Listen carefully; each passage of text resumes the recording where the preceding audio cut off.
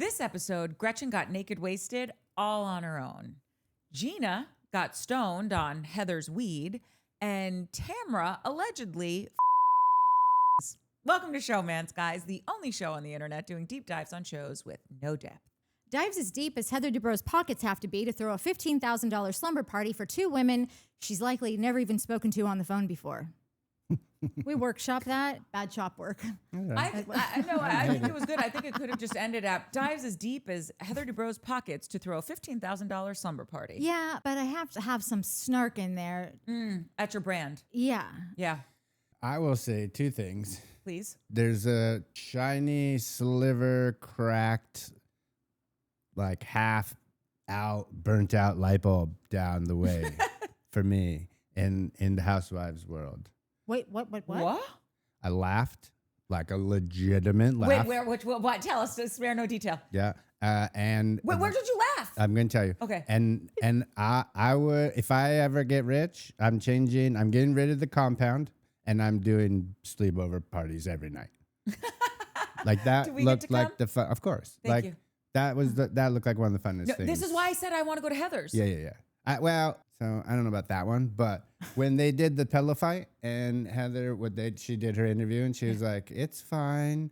It's gonna be fine. It's totally fine. The pillows are gonna be fine." Like she was trying to hold it in, but free. Like I don't know these people yet, so like. No, that is Heather. Yeah, so that I left. I LOL'd, as the kids are saying. I LOL'd because that's also me. Like when people are like putting their coaster down or their drink down and there's no coaster, I'm like, Not gonna I'm lie, breezy. I LOL'd and I was like, "That's Courtney." It is. You know thyself. Yeah. There's no laughing in the county. Oh, there is. Specifically with Shannon. Heather actually saved that with that confessional because Gretchen's just such a fucking idiot. Like, woo, like just throwing these, like she tried. You know what I look at her sometimes and think now, especially after I saw it on Watch What Happens Live, is that she's like the pageant girl and Slade is like the stage mom. Yeah. Because that's like, Where's your flipper? yeah, and like doing the moves on the side. Yeah. Totally. And always reminding how much money you've cost mommy. My investment better pay off because like I don't think And mommy has no money, but Yeah. the kid has all the money because they've won the prizes. Right. I feel like nobody told Gretchen that like you're bankrolling this idiot. Like I'm so confused about this relationship. Oh, we're after. gonna get into it. It's no secret that I haven't paid attention in the last couple of weeks on this show. But the Gretchen and Slade are the people who are been together but didn't get married because they saved money to buy a house and then didn't get married again because of whatever else. And now they're like, oh, maybe we'll get married, but we're not sure if we can get married. And Yeah, so and it was they're never to buy a saying house. that, It was or in whatever. vitro, but yeah. Yeah. And I'm not calling him Slade. His name is now 36 of 50. 36050. What's that? 36 of 50. Because Shannon and I were talking on the interwebs that it's the cheesiest, weirdest name on the planet, and there can't be more than 50 of those people. He's going to be 36 of 50. I think I'm probably going to forever now stick with Slane Slannery. Also a I good one. pissed myself when Shane said that. Paul Fogarty. It's got Wait, him isn't Slane there a Paul Slannery. Fogarty? There's a Is it John real? Fogarty, I think, yeah, but there's yeah. not a Paul. Yeah. Fogarty. No, Slane Slannery is his name from Yeah. henceforth. Yeah, I don't think I'll ever be able to forget that. Slane It was fucking so good. Slannery can be his Christian name, and yeah. then 36 of 50 will be his nickname. Yeah. Okay. No one will know who we're talking about. Yeah. Perfect. Then they no, shouldn't no. probably know who we're talking about. By the way, if someone did say to me, oh, I was watching OC and there's a guy on there, Slane Slannery, I would know they meant Slade Smiley. Yeah. I would inherently know that. Yeah. Wait, his last name is Smiley? Yes. I think it's less That's than not 50. real. That's not a real name, though, right? I think there's maybe two That's Slade like his Smileys. stage No. name. Like when you moved from Omaha, he changed it to that. I think he's from Alaska, where the odds are good, but the goods are odd. He definitely For men, that's changed what they his say. name then. Yeah, no, there's like 100 million. It's like 9 women. men to each one Oh, woman. that's right. Wait, is it that or the other way around? No, it's Or- more men than women. Do you remember the dating show where they went up there? They took a bunch of ladies because of that. They were like, oh, it's 9 men to every one woman in Alaska. Let's do a dating show. And they took a bunch of chicks up there. It No, was like find an Alaskan husband or something. I just remember that really great show called Men in Trees. It was with Anne Heche, rest in peace, and it was really adorable. Anyway, we can move on. That's the only romance show I know from Alaska. But it Wait, was no, what scripted. was the hospital one? Oh, Northern Exposure. Yes, Northern Exposure was so Fucking good. best Great, show great. ever. Yeah. I'm yeah. just so happy we got out of talking about Alaska without hearing another one of Mike's trucker stories. I know. Did you know that was a fake truck, Nat, in the opening? Did I Mike tell could you this retell guy? you the story. It's a model. It's a fucking model. Heard of this thing right here? Yeah. All Joe- right, top of the pops, kids. I'll tell Well, you what I the should probably pops just are. say, first of all, that Oh. my biggest complaint last week was that Gina didn't really step up when they were having a conversation where Tamra's saying, well, you know, Gina's real worried about you too, when that whole thing was birthed from a conversation of Gina reprimanding Tamra for being an asshole. Yeah. And I said, I hate that Gina just like let that go and didn't say anything. And that's why I just can't really always get down with Gina. I feel like she's getting too comfortable now that Katie's the new person in the hot seat. So now she's just whatever and kind of just being a real good friend to Heather or to Tamara for no reason. And I really wish she would have called her out and been like, and actually, that came from me being pissed at you for you being an asshole. And it literally opened with that. Yeah. Like literally the exact problem that I named of my problem with Gina, that was the other half of the sentence, that the only reason that she didn't say it last episode is because they cut the camera. I had a feeling that was going to happen because they Yeah. ended last week's episode with Gina like hot on her trail. Yeah. Is Gina the stoner? Yes. Got it. Yeah, Yeah, I Gina's don't your mind girl. her. I like her. I don't She's mind from Long her. Island. I just, She's got a good East Coast yeah. vibe. to I me. always liked her. I really just, as soon as we can figure out what this truth is with this Katie debacle, because I just don't like that they planned this thing sort of, you know, she didn't know that the lie detector test was happening. They brought her over, did it, and then the other one kicked her out. And I just thought it was just like shitty, mean girl I have a pile on. And I think we now know what happened with the Katie of it all, but I'll get into it when we get to that scene because I think we've cracked the code. oh, well, we haven't. You have. okay. So I am very excited because I have been on waiting And- with bated breath. It might not be cracked, but it's fractured. Like there's a Yeah. hairline fracture there. Okay, so we start back, obviously, like the continuation of the Temecula dinner. Yeah. This trip was just it went over like a lead balloon to me. Like, why are we here? None of you guys really like each other. Also, like nobody's I feel like we're not even really wine tasting, and you went kind of to a vineyard. Like, I don't know, that all of that shit really annoyed me. But basically this scene was so much about Tamra just on Shannon saying like, well, when can we be friends again? What do you need from me? Blah, blah, blah.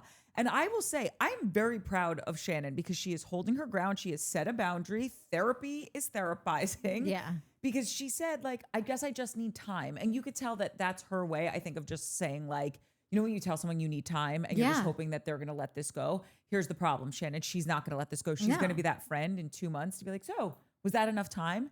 This is why I say when the universe gives you an out, take Yeah. it and just run like a thief in the night. because 2 you months. don't want to be friends with her. No, she doesn't. But they are stuck on this show together now. So Shannon either has to opt out and be like, I just think that I'm over this. Like, I think I've outgrown this. I've outgrown, like, the thrill is gone. I'm not enjoying this. It's actually making me sicker. Like, I'm not really getting to the place I need to go. Like, because they have no business with each other. And But then she needs to stand on business. I know you hate when people say that, but like then she needs just our Love Island callback.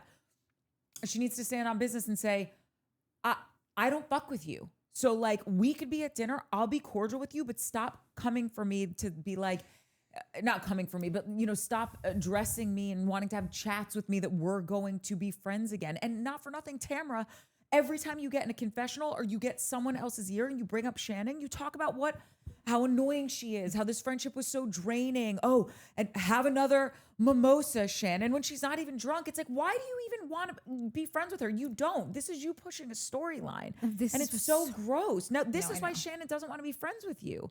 of course, go on. Is there like 19 years of fucking bullshit between these two, or is there like one or two things that these two? No, they have a don't like long each other? history. Like And I'm having a hard time. Sorry, but I know I just asked you a question and I interrupt the answer. But one, like I didn't. I've been sitting here these last two because I like these are the worst people, and I could tell these are the worst because I grew up in Orange County. I could have picked. You'd have been like, here's all the Housewives. I'd have been like, oh, 100% Orange County. These ladies are the worst. Without seeing a frame. But the last 2 episodes, I found I'm like, this is pretty fucking tame. Like nothing's really happened. They're on a pretty sweet vacation. They're fishing. Or wait, that was the other one. They're like, they're doing their things. They're like, it doesn't seem like a ton is happening, right? And to this one, I was like, I don't know if the show has ADD or if I have ADD, but it seems to just be bopping around all over the place, right? And then I didn't watch the first 7 episodes of that, so I missed the whole KD thing. Yeah. I missed the whole like setup of this season. I'm like, huh?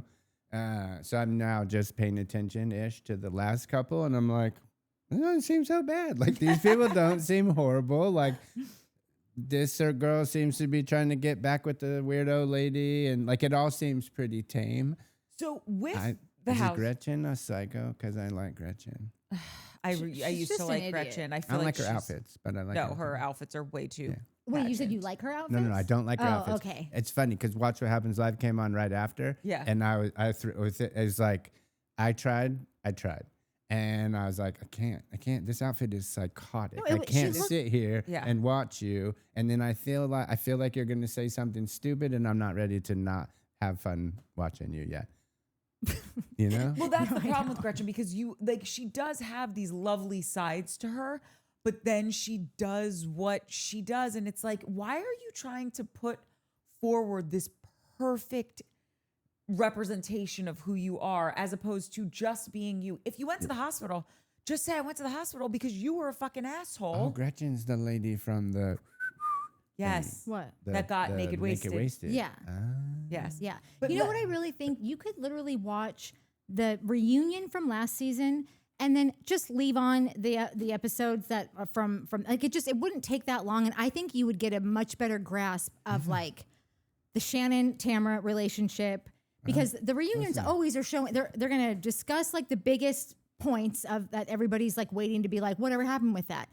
They'll do that, and then they're showing flashbacks of it. So it's like, I still think that if you got a show that's going to be on season 20, it is time for Bravo to start. You know how they did the Love Island, like finally Yeah, after we watched that's a all good of that one. season, Yeah, they yeah, did an hour-long summary of They're like good. the last one. People are They going need to to start doing that for like that was such a good Housewives. idea. Whoever came up with that idea and was and got it produced, and like such a good idea. And I can't believe it hasn't happened way more. I can't believe it's not a thing. What are you guys talking about? They did like a 30-minute, hour long. hour long Was at it an hour least, long? yeah. It was an hour long. And maybe it only works for a Love Island type show. No, but maybe it's a not. waste on Love Island, because Love Island, you don't need to know what happened last season. These Housewives no, shows, but I if- think more if- people would jump in if they didn't have the 19 seasons I gotta Basically, watch. it was a 1 hour recap of all of season 6. 6 or 7? 6. 6, which So but it came out weeks ago, like a month ago. So you know what it came out for? For Beyond the Beyond the Villa. Villa. Yeah. They wanted you to be able to watch Beyond the Villa. That's right. So that makes sense now. but it that I think just about it. it was like, oh yeah, no, there should be a 1 hour recap of season 1 of Orange County, season 2, season 3, Yeah. say all the way, all the Beverly Hills, all the everything. But that's why Nat's idea is really good to just go and watch the reunions. But let me just answer your questions real quick because I think this will shed some light on some stuff for you. First of all, big picture with these Housewives shows, you will have some seasons that are just like any other reality TV show. Like it is a banger of a season because like Kyle and Lindsay just broke up. How is that gonna, on Summer House, how's that gonna play out? Not Kyle, Carl. Sorry, thank you. Whose Carl and Lindsay real just- name is William. Sugar Shay, thank you. Yeah. Straight up? It's William, and so is Shep's. Shep's name is really William. Yeah. Those lying pieces of shit. So, I think this is it's not a horrible season, but it's not one of those seasons where, oh my God, we're coming back and God forbid, like one of the characters is in the middle of like a really tragic divorce. Like when there's this woman, we talked about this on Salt Lake, her name's Erica Jane. She was married to a very high profile lawyer, and out of nowhere, he gets slammed with all of these lawsuits that are uncovering the fact that he stole all of the money that these like burn victims and plane crash victims should have been getting. So we're now watching that on the show, and it's wild to watch. So those are like the really crazy seasons. This is like middling. Okay. It's somewhere north of shitty, but it's not a banger. That's number one. So that's why you're feeling this, because every episode isn't a banger. Then with the beef between Shannon and Tamra, when Shannon first got on the show, she was married to this guy, David, who was this really good, like he had this massive construction business, did like highway construction. They had this crazy, beautiful house. She has these 3 gorgeous daughters. She becomes really good friends with Shannon. And very quickly, we start to realize she has real problems in her marriage. And Tamra had a marriage that was similar, that had a lot of problems. So they really bonded over that. And there was this other woman, Vicky, on the show. And Vicky has gone through a bad, her divorces as well. And so they all kind of bonded. They coined themselves the 3 amigas or amigos, but I don't know if they did it grammatically correct with the A's. And I think they did. And they really did have fun with each other. And it was fun watching them. Like they would go down, Vicky has like a condo in Puerto Vallarta, and they would go to this place called, not Javier's. I can't remember. Anyway, they would go to this place and they would get on the bar and dance, and it was just fun. It was they're nuts, but it was fun watching them. Yep. And then Shannon like couldn't get past the pain of her divorce, and she took a really long time letting all of that stuff go. And I think it started to grind Tamra's gears so much, rightfully so. I get it. That stuff can be annoying. At a certain point, it's like, you got to get a therapist. I can't be this person for you. And Tamra would talk shit about Shannon. And there were other things that happened, but that's where the fracture started with the two of them. And Tamra's like, all right, fuck you. Like, I thought we were best friends. How dare you use my most like horrible heartbreak in my life against me? And David was having affairs. Like, it was bad. Shannon said that. Yes. Tamra. Was Tamra talking shit, or was she Yes. venting? It's a real, they're one and the same with Tamra, because she cuts really quickly. So like at first you're sitting there when she's talking about it and you're like, no, I get it. Like I've had those friends where it's just like, I can't talk about this anymore. And trust me, no one likes to beat a dead horse. This show is beating a dead horse. I mean, the stoner fucking fell down in the kitchen. Like I was like, oh yeah, that's me. Just I can't. And when she like slipped and Yes. but not slipped, but you know what I'm saying. When she, Yes. like She was that, just like, I can't do this anymore. yeah. Like, So like, And Tamra had a as way you're telling longer me fuse. this story, I'm like, I could see her kind of going, Yes. just venting, being like, what? And then I could also see Shannon being someone who's like, oh, you're talking shit. No, dude, I just needed a minute to fucking say some shit that you're being a fucking nutter. Shannon listen, I've said this a million times. I'm not diagnosing anyone, but if you go back and you look at all of her episodes, you can see she has an interesting relationship with alcohol. And it seems this season that she's like healing some of that stuff, or maybe she's just not showing it on She could camera. be closet drinking and she's just not getting on camera and doing it. Like, I don't know. I hate that she's gained a little bit of her weight back, because I feel like when she's down and out, at least when like you feel good and you can zip your pants up like that, that's literally It's an ego half the boost. battle of like depression. And I hate that she's kind of having to like, I don't really want to get in a bathing suit right now, which of course Tamra exploits, but acts like she's doing her a solid. But you don't fucking Don't tell highlight every it. world. That's right. Don't do a confessional on it if you're really helping your friend that she's uncomfortable. Nobody wants to anyone to know that they feel uncomfortable about that. Sorry, that's Tamra. That's like one piece of Tamra that just everything she does is like that. That's such a good point, because so that's kind of like what she does, where it's like, yes, she might start off as venting, and that's the tricky part with Tamra, because you'll sit there and you'll be like, no, I get that. Like even me as a viewer, it's like, okay, you are really like, you're medicating with the alcohol, and now it's not just like, oh, the year after the divorce, we're like 4 years after the divorce, and you haven't let this stuff go, and like, it's not healthy for you, it's not healthy for me, it's not healthy for our relationship. But then she'll go into like them being on a trip, and she goes after her and she's like, because you're an alcoholic and you need, like, it's like, that's Tamra not how will do Tamra that. will do that to Shannon. Yeah, It's like, she just rips at like the second that she just fucking has any like pushback at all. She's like, that's my opinion. Like just that fucking screeching sound comes out of her. Shannon's got her issues. Tamra's got this a whole other bag of issues, and like these two are I don't think they should try. And Shannon doesn't want to. That's what she's saying in this first scene. And I appreciate it. And maybe even Shannon doesn't know how to get out of this because maybe Shannon doesn't want to be the one to be like, I got to get out of here. This isn't my thing. Like maybe she's like, no, this is actually all I have now. Aside, like I'm getting my life together, but this is my only outlet really that I'm doing for myself and whatever. And she maybe doesn't want to be the one that goes anywhere. So if Shannon and Tamara are not going to be arguing all the time or on like the infinite road to healing at some point that's never going to happen, like maybe they don't. Like maybe they're both, well, I don't think Tamara's afraid of anything, but maybe Shannon would be afraid that like she'd be the first one to get let go if she's not going to participate in that journey with Tamara. And maybe, I don't know what her financial situation is. Obviously she couldn't afford her facelift last year, which was a whole debacle. So maybe she can't afford to quit. I don't know, but like this is a person that needs to go off and not do this. It's only hurting her, but a finance fuck could really hurt you too. So I don't know. I want to change. Last week or the week before, I said that I thought I was like, oh, is she the Kathy Hilton of this group? Yeah. And I'm changing that. Yeah. There's like, No, we knew what you I'm meant. changing it to? Oh, what? Who is what's her face's sister? Mauricio's wife's Oh, Kim. Kim. Oh, Kim. that's a. I don't think you know all about poor Kim. Kim really is struggling with addiction, like bad. I don't think Shannon's there. Yeah, Shannon Personally. is just like.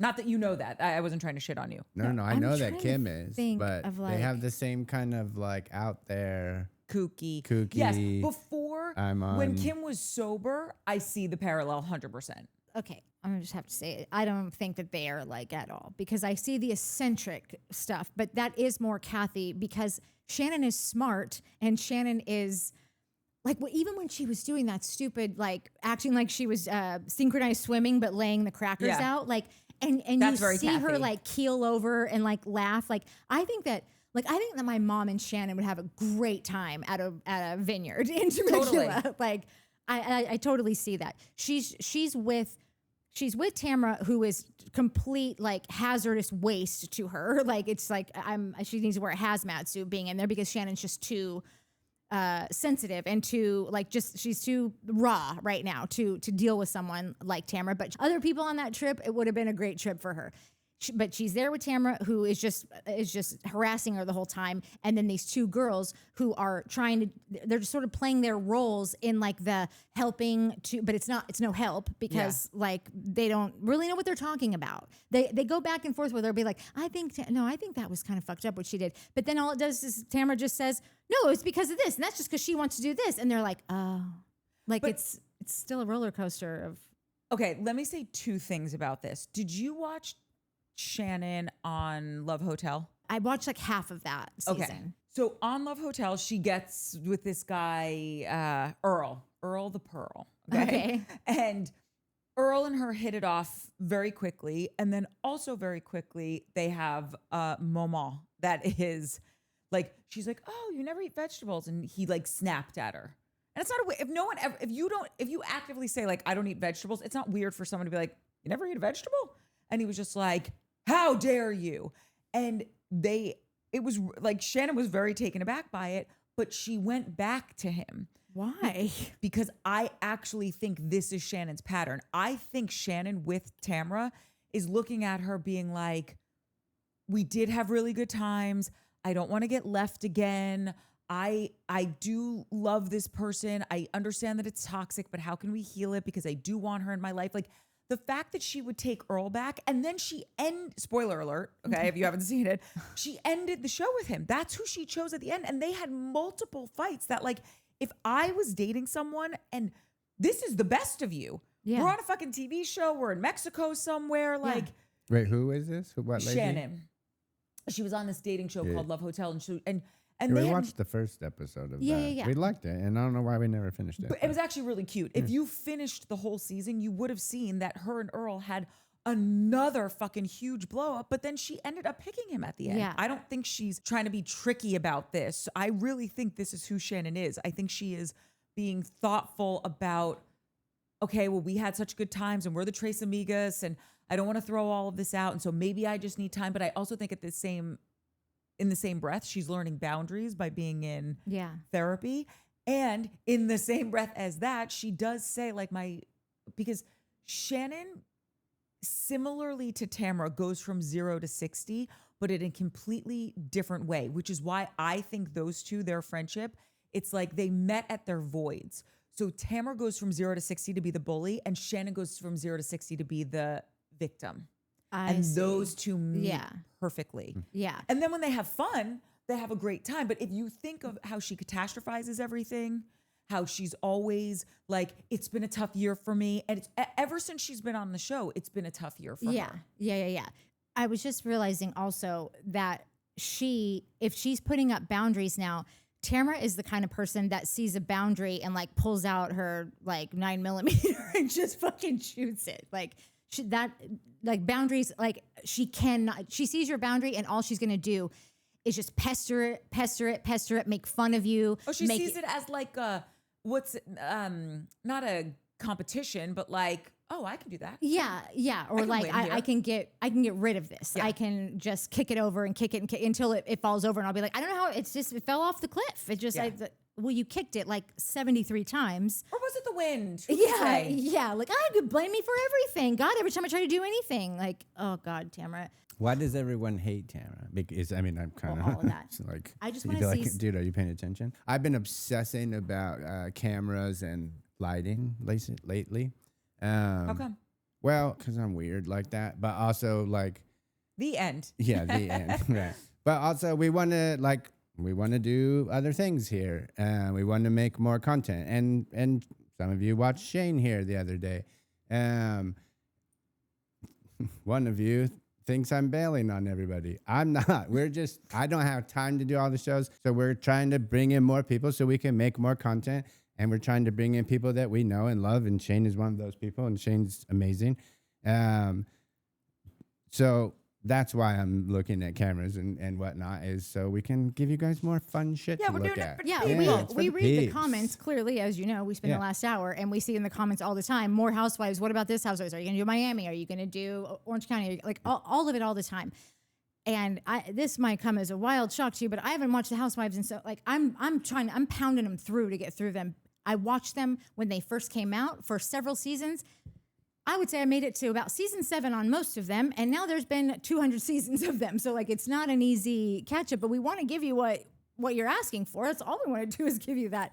But you might be better off with people who have watched the show. Yeah, we also have jobs too. Yeah, there's that. So one day we're going to do this as our job, and we'll do all the Housewives. I won't. But Courtney will. Anyways, so I've been obsessed with like cameras and like lighting videos and just scouring YouTube for like listening to DPs talk about lighting. I didn't notice it last week. It's just been like the last 5 days kind of thing. This dinner at the fucking place in Temecula, if you guys go back and watch it, and then they cut from like to where were the other girls in Beverly Hills? Crustacean in Beverly Hills. Okay. It was night and day. Whoever did the lighting at that fucking restaurant that those girls were at, they need an Academy Award. I'm not even joking. It was stunning. Like, go back and watch it. It is one of the most beautiful reality TV scenes I've ever seen in my life, hands down. And I was like, what is that? Is it the cameras? Is it light? I'm just going through all the things. And I think it was just the lighting of that restaurant. If you guys want to go to a place and get sexy ass pics, that's head out to Temecula. Spot. Hondo. You don't think it was a lighting person? You just think that the restaurant happens to be that way? Team. They're not like well, especially now we on know location. why. You're not talking about Crustacean. You're talking about Temecula. Yeah, Temecula. Oh, Because they were Temecula. cutting back and forth. Yeah. And then you'd go to Crustacean and I'd be like, that's reality TV. That's a normal restaurant without a lighting crew. Like, so for a half a second, I was like, is this like they couldn't send a crew? So I was literally going through all of like, how did this happen? Did they get a local? The only camera he had was like a red, like a super nice fancy camera. And he's like, oh, I got lighting kit, I'll bring. And he just did it. Yeah. But I don't think they had you don't really have a lighting crew when you're going to a restaurant. You know what I mean? I think that restaurant just hired somebody who knows everything about lighting. It was a private room, so they could light it however they wanted. Yeah, it was beautiful. Yeah. It was so beautiful. What else did you have to say? Yeah, what was that a part of? Well, it was a part of that just was beautiful. So whoever's watching that shot that scene, nice work. And then just to also say like, like why, like not why Shane was here, but like why I'm obsessing about cameras, what we want to do, like that we want to provide more content. And that's why Shane's here, because we can't all do all the content. So we're trying to just figure out a way to make it all happen. And make more content. So wait, then thank you for that. Does everyone? You're so welcome. Yeah, does anyone else have anything to say about that scene in the beautifully lit Temecula ballroom? Why were they wearing cowboy hats? Well, because they were in Temecula, and everyone knows you wear cowboy hats in Temecula, Mike. No, that's not true. No, I was being sarcastic. Oh, God. So Tamara's book of tricks is that she is able to pull 2 to 3 words out of any 10-hour discussion and find those words and take them completely out of context and make them work for her. So when Gina does call her out on what she's done about, oh, you just took this one thing and said I'm worried about her. Well, because I'm telling you that you're not helping my worry for her because you're leading her right back into the drunk tank. So that's not great. She took her words of saying, you said that you understood, but you said that you totally got where I was coming from. And like, she couldn't believe it, that like, now you're acting like you didn't. And it's like, I looked at that scene and it was just Gina saying, it was Tamra listing off the reasons as to like why she did this, because we hadn't been talking and I was so excited to talk with Shannon again and get that back. And then I know that, booze in it is her love language. You see Gina go, no, I get that. Like, because that's what people say. It's one of the most loosest used phrases of any. She didn't even say that. She said the thing that you actually hate. That's fair. Yeah. It's like if you told me like, well, I stole this 12-pack of Coors because I got dumped this week. I got COVID. My direct deposit didn't come through. It's been the worst week of my life. I didn't have any money. And so I stole the beer. And as your friend, I would literally say, I get that. As the cop is closing the door in the squad car and hauling you off to jail, like, I get that. It just means I understand English language words. It's not validating or exonerating that was a good you. choice. Yeah. And I just realized that like just through everything, that's one of Tamara's like greatest assets is she's got that ability to find 2 or 3 words in something that happened of a long discussion, a very layered, complex discussion or whatever, and figure out that way to do her get out of jail free card. And honestly, she gets away with it most of the time. And like, I'm like equally furious about it as I am impressed. Like, but she's been doing it for so long and then she's just like, God, everyone just wants to find fault. I'm not looking for it. It's standing right in front of me. Like it's the easiest thing in the world to find. Like if something's right in front of you, unless it's like your car keys or your sunglasses, like you're gonna see it. I'm not finding it. It's just there, and I'm naming it. And again, she does this all the time. This isn't new. She'll do it again 50,000 more times by the end of the season. And she was on Nick Viall, and I didn't watch it for a while because I just like, I don't want to sit and listen to Tamra talk for an extended amount of time. Like, but she did. And I was, for a hot second, I was like, Tamra's just a worker. She's just working it. She's just showing up to work and doing the thing. It's like anybody who's been at a job for 19,000 years. Like you just, like what your boss wants and how to leave early. If you just give them this one thing, you'll be able to take that vacation that wasn't plan or like whatever it is. Like she knows how to do it. And so there were moments in the very beginning where I was like, okay, maybe she's not that bad. Maybe she's just playing the game. But like there was so many things that Nick had brought up and her excuses started to ring so true, so the same in all of them, just the same old tired things. So that I was like, no, I'm okay. I'm back. Like so glad that I wiped my goggles off. Yeah, like you almost had me for 5 minutes. Okay. But she says, look, this show is all about conflict resolution. That's what the Housewives is. I can't remember if it was because I don't want to quote her, but it was something like conflict and resolve or conflict resolution. Yeah. And it just like, I don't know if the show really is that. And maybe it is. It actually makes sense because like you could spend a lot of time wondering like, what was this show created for? Because they're not friends really. Like they're mostly not friends.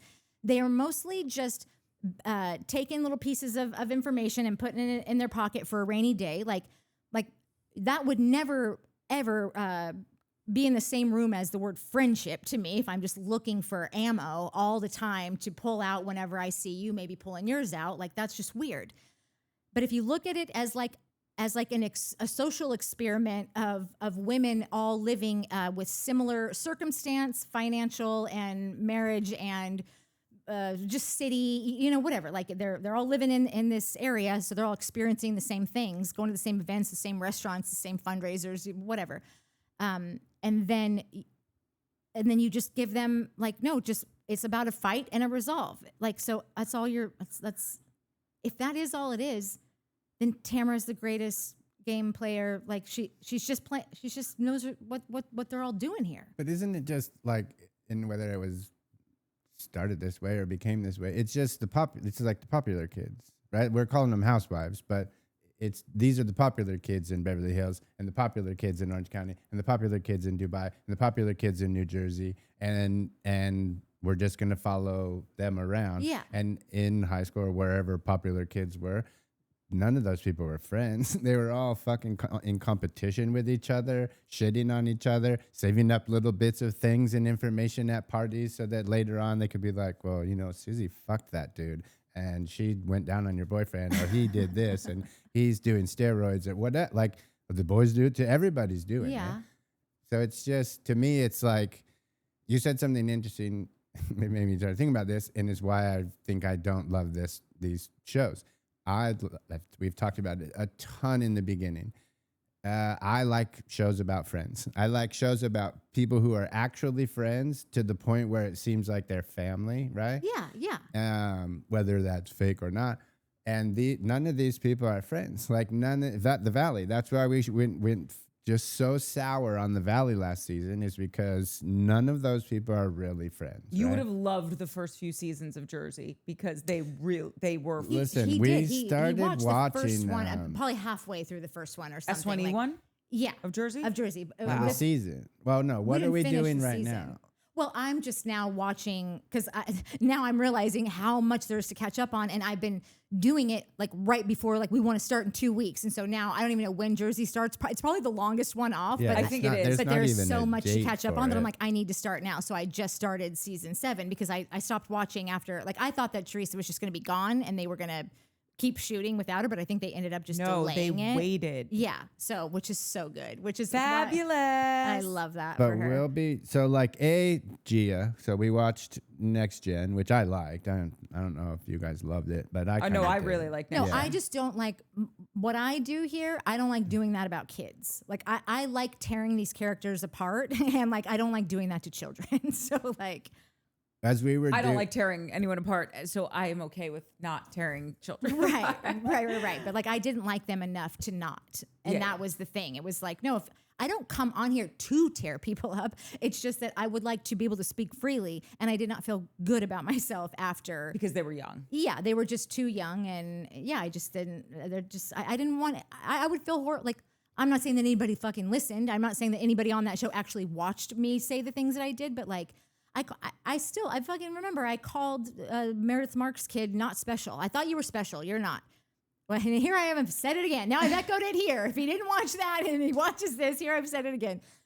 No kid needs to be told that they're not special. Like they just flew out, and now it's out there forever. And I'm real sorry about that. Not Seth. What's the kid's name? Who cares? I would like to care. Wait. No, wait. What? I mean, we talk Brooks. You're special. Sorry, I just You're have adorable. to remember these things. Otherwise, I think I'm getting some. No, I know. Something I bad's know. happening. Yeah. What were you gonna say, Mike? No idea. Well, you were What talking were we about Jersey, talking and you about? watched the first few. So we were, so we've like, she's on season 7, whatever. And then like Jersey's probably the one I know the most of, just because this one had a free tree phone case for like a year. She got me a Sorry, mug. 11 months and 2 weeks. Good behavior. Yeah. So I don't know that, but as we're watching it, this last season 7, she's out, and I'm like, this is the Housewives I could probably watch because they're family. It's more centered around family and like they don't need to be friends because they're family. They're stuck together, but they're trying. Like they're trying. I also love what's her name, the fucking the one cousin, Rosie. Rosie. I fucking love Rosie. Rosie is America's sister. Yeah, totally. She's the best of all. And I'm sorry, Rosie's brother-in-law, Kathy Wakili's husband. Yeah.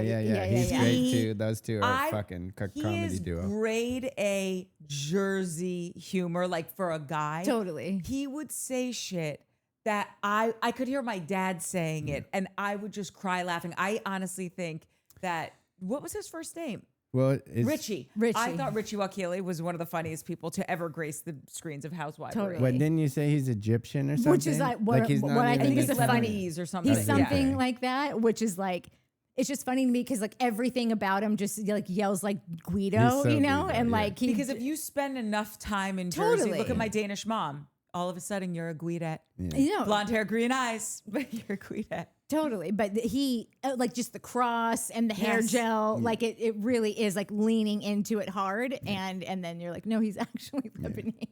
And wait, to be clear, my mom's not a typical Guidette, but I just mean like you would think she's Italian from all the, Yeah. Anyway. Just getting back to like this, Housewives to me seems like we're just going to follow around the popular kids, and none of the popular kids were nice to each other or liked each other or were ever really friends. They pretended to be when it benefited them. And I think that's why I have a problem getting in on these Housewives, because none of them are friends. Like see, they're here's- not I'm sorry. having any. No, I they're was- not. As you're saying this, I'm realizing that that's not even how the show started. The show actually started as more of a social experiment with individual people that they would just follow. They weren't hanging out. That's right. And in season 2 of OC, because OC was the first one, Yeah. that's when they started intermingling Yeah. them more. And I can't remember if Tamra came on in season 2 or season 3. I feel like it was 3. Yeah, I do too. And everything changed for the Housewife universe, it was when she threw a glass of wine in this woman Gina Keogh's face. And this is actually going to be the point that I was going to make, that you don't need to stage shit. You don't need to go in with some premeditated storyline that you think you're going to have, which is what I kind of feel like is happening with Katie. Like, oh, I got the smoking gun or whatever it is. And by the way, she's not the only one guilty of that. We're just talking about Orange County right now. Life is interesting. If you put a camera on someone in these worlds, right? In Orange County, people are getting divorced. They've got young kids. Life is interesting. You will find something to film that is authentic. And we saw that in the first few seasons. Tamra's marriage was falling apart in front of our faces. Yeah. She had a contentious divorce. That wasn't a storyline that was procured so that she could stay on the show for however many seasons. That's what was going on. Her daughter not speaking to her is genuinely what's happening in her life. Shannon getting her divorce. What's her name? Lynn Curtin, this girl, you guys, I don't know if you remember Lynn. Curtin? Yeah. Her name What is the Lynn fuck is Curtin. with the names and these? I don't know, but shows? is Lynn like, she was like real beachy? Yes. Okay, I know. Very like hippie And, like, whatever kinda happens. dumb. Yes. Okay, like yeah. very ditzy. Yeah. Sweet as pie, but ditzy. You would like her actually. Yeah, that's my kind of girl. Yeah, you would. Her husband from New Jersey, or ex-husband, I should say. Their house, they got evicted from their house on television, and they had no idea it was coming. The husband was lying that he was paying all the bills. Yeah, I feel like I heard this. I remember Yeah, this. Wait, so, why like- would I know that person? I don't know, because that was like early OC. Early days, as they say. Yeah, early days. But so my point is, none of them knew about any of this. Just live your life, let the cameras roll, and shit will happen. Someone will get on your nerves. To me, season 3 of New York was one of the best seasons of all time. And it had so much drama.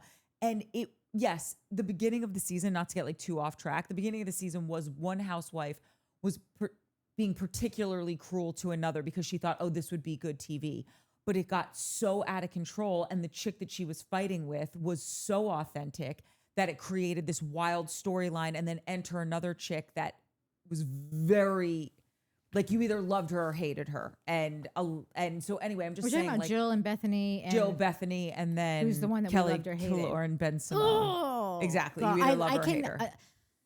No, she got on my last nerve. You loved her. No, Yeah. God, no. And to this day, I when get I it. see her doing a TikTok, I still am like, I feel like I get hot. And I hate that because she's just an antagonist, you know? She And she's just is like painfully obnoxious. uneducated And, about things. Yes. Like when she Oh kept my saying God. to Bethany, oh, she's like, you're a cook. And Bethany's like, no, actually, I'm a chef. And she goes, well, who have you cooked for? You're not Elaine Ducasse. I don't know anyone you've cooked for. And it's like, right, you moron. I went to culinary school. I have a degree. That makes me a chef. If you don't have a degree, that makes you a cook. It's very black and white. Yeah. This is not up for debate. But she can't, like, add up 2 and 2. She's sitting there being like, eating gummy bears. And she's like, I don't eat processed foods. What do you think? Gummy bears grow on trees? Like, what is wrong with you? One of my favorite lines is how she always touts that she went to Columbia. And finally, Bethany goes, the girl who, like, she couldn't stand, Bethany hated her. She goes, she must be talking about the country because there is no way this bitch went to fucking Columbia University. And it's just so true because she's so, she can really make your blood boil. She thinks she's above the show, but it's like you were on the show, which is that's the cardinal sin Yeah. to me.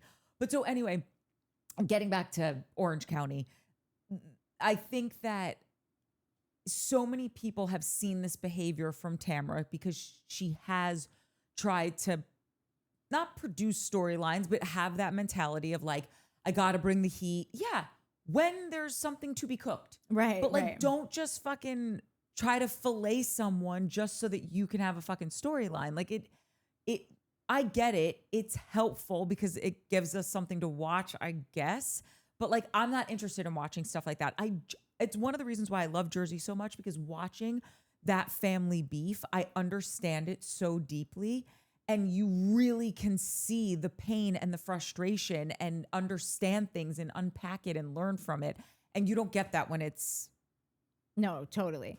But I do, stuff Tamra like, does. having gone back to watch this season of Jersey, and now I'm like in season 8, and what I kind of can understand, and this might not even be real, but for me, because I don't have that kind of family beef, like I don't have that thing where it's like that deep and that like a decade-long war with like your cousins or whatever. It's brutal. Totally. So since I don't have that, and I love Teresa, and I will always want her to succeed more than anyone else on the show. I can't help it. I just think she's the reason for the season and yada, yada. But She like, agrees. Totally. But if I am being honest, she was next to impossible to deal with. Like you couldn't. And so what I kind of got from that is if she does have any, like we can say that like she would never be accountable for anything, would never take any kind of responsibility for really anything. And if she did, it would be like a, sorry, you felt that way kind of thing. Or like, well, that's because I was hurt. I was hurt. And she would always say that. Again, stan Teresa all day. But she was so horrible to deal with from her family and really broke apart that family, especially now that I like would remember that like her parents would always take her side. So imagine the brother and Melissa, like they could not do anything right. Yeah. Like, and that must've been horrible to experience as as her sibling, just, and the wife, like I don't even have a dad, and I'm with, this is my father-in-law, and like I will never. And it doesn't matter how many meals I cook for him, how much I clean for him, how much I buy him socks and underwear and this and that and a new shirt. Here's some new, here's some new like Joey, my meatballs. Yeah, exactly. No matter what, it would just take one look from Teresa, and like that would be it. And so, also really quick, her arguments are so hypocritical. Yes. Like when she says like, you're the wife, change Joey, change the way he feels. And it's like, oh, if that's how things were supposed to go, how did you end up in prison? If you could, and again, I love Teresa also, I'm not trying to, but I'm just saying it's like they're illogical arguments. Totally. Teresa. Yeah. And so that's why I could see there being a possibility that she might have some moments alone and thinking like, oh, I can't believe I pulled that off, or like, oh, that was kind of fucked up, or like, oh, I felt like they were really sad about that, or like whatever. Just like those moments when you're in the shower, when you're driving by yourself, like whatever. Like if she would think about that and what she had done and actually understand like the gravitas, the gravity of like of what she was doing to this entire family. Then to see them all pawing at her and doing anything to get back in her good graces and mend it with her and all of that stuff, like I could see how she would go, but I just basically took a razor blade to your face and now you want something from, you're here because of this show. You want like, because if she does have a brain and a mental and is an mentally able to understand the tricks that she pulled, why would anyone want to get with her? Here's where your sweet, non-Italian mind is getting confused. They had to make up because they didn't want their parents to die with them fighting. Truly, right? Like I could tell you story after story from things that I've experienced with this. But then get off the show. If that is the real, front and center. They both need the money. Joe Gorga needs the money? 100%. They need the publicity and they need the money. Oh God. Then they need all the money in the world, because it seemed to me like they were doing pretty fucking good. How about this? I really like them. I really, really do. And I feel for them. I'm just saying there are things that I've heard that it's like this show is very helpful to your bank account. Okay. And by the way, I get it. It's like, why you've been like, if I'm taking Joe and Melissa's side just for what's that called? Moot court, or I don't know. You know what I'm talking about when you're in law school? Kangaroo court? I think it's moot court. No. That's a mock trial. No, I think it's moot court. It doesn't matter. Point being is, if I'm taking Joe and Melissa's side right now, it's like, I'm sorry, you have been so fucking dirty and nasty and shitty to us. You staged something on national television that was trying to put my wife in the position of that she was a stripper. And by the way, there's nothing wrong with being a stripper. Joe said he was a stripper. I know. I love that it came out that Joe was actually a stripper. But it's like, I think they're coming from the point of like, why the hell would I take the pay cut? And why would I screw up my free commercial for Envy, for whatever business Joe is doing, right? Yeah.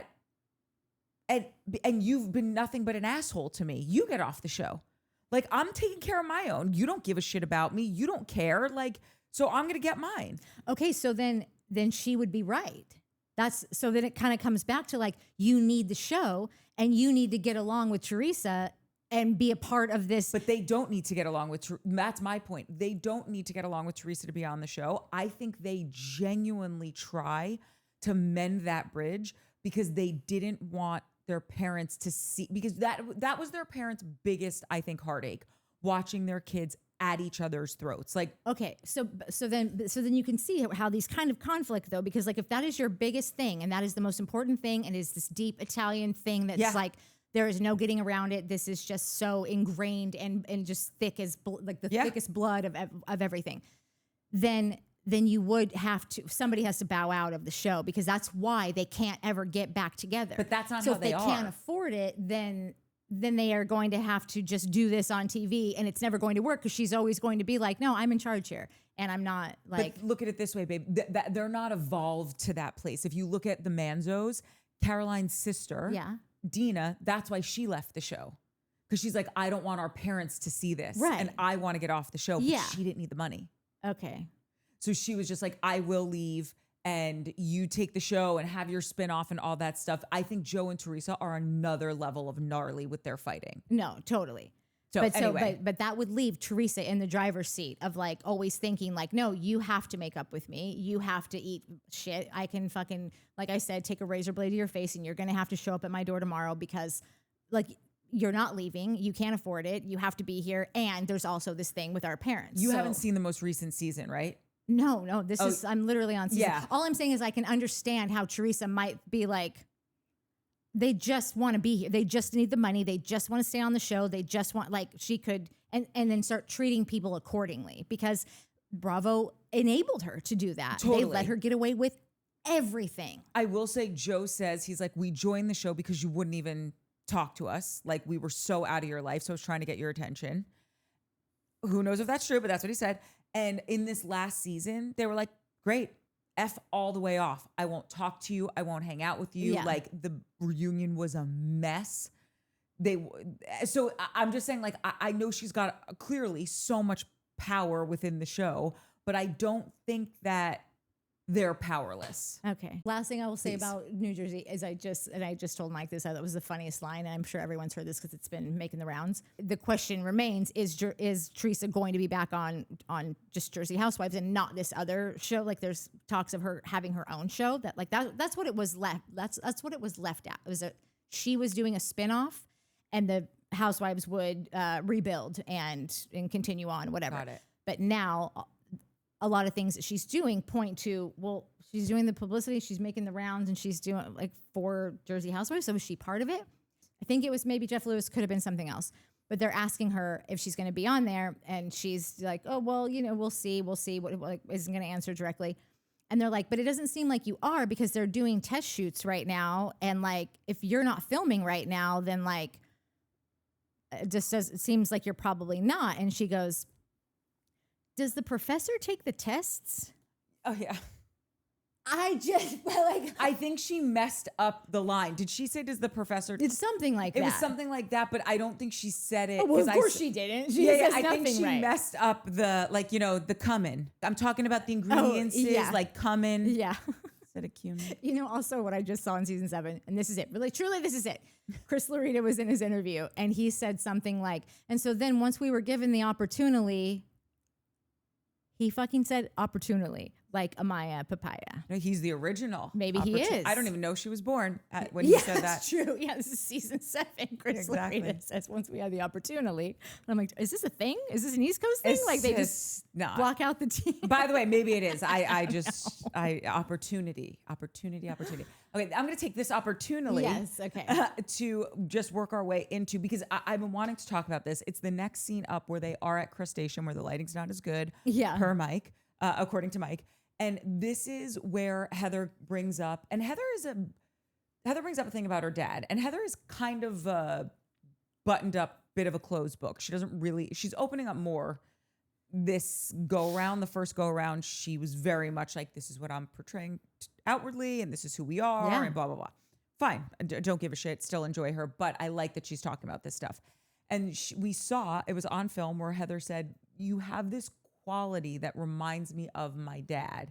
And right away, Tamra gets defensive, doesn't really ask questions about it. And this is why people they like have it up to here with Tamra, or they can't easily forgive her after the 800th time she's bitten them, because Heather did say, she was like, she didn't follow up. She didn't ask about it. And even Gretchen was like, so wait, tell me more about your dad. And Heather was like, thank you so much for asking. I know. I love that when she was like, thank you for asking. Yeah. Like, At the same time, though, and I'm not trying to be the Tamra stan, and I totally understand the irony of Tamra freaking out while saying, I don't freak out. Okay. But like Heather did say, you remind me of a trait that my father used to have. He would just snap out of nowhere for no apparent reason. And she was like, I don't do that. So like, it wasn't like she was like, oh, you remind me of my father, my sweet father. And Tamara was like, what do you mean? No, I don't. Your father's a dick. He's an alcoholic. Like she said, you remind me of my father, who freaks out all the fucking time. If somebody said that to me, I would be like, oh, that tracks. But I would also be like, whatever, dude, fuck you. Yeah. You know what I mean? Yeah. But then here's where, if we could, we would roll the tape of every time. Listen, that's why I'm like, she's- even now, I understand the irony, because in the coming attractions, as you like to call them, Yep. I was going to say earlier, I feel like we get a little taste of Tamra. That's right. Snapping. And you do. On the. Yeah. One thing just to end that last scene, which I just forgot about, it is so like by the time that they were, when they're in Temecula and they're at the dinner, they're wrapping it up. It actually went, the wrap up is as good as you could possibly get, like they were like, oh, I'm glad that we had this talk. It was hard. I'm sorry. I'm always so defensive. I'm working on that and whatever.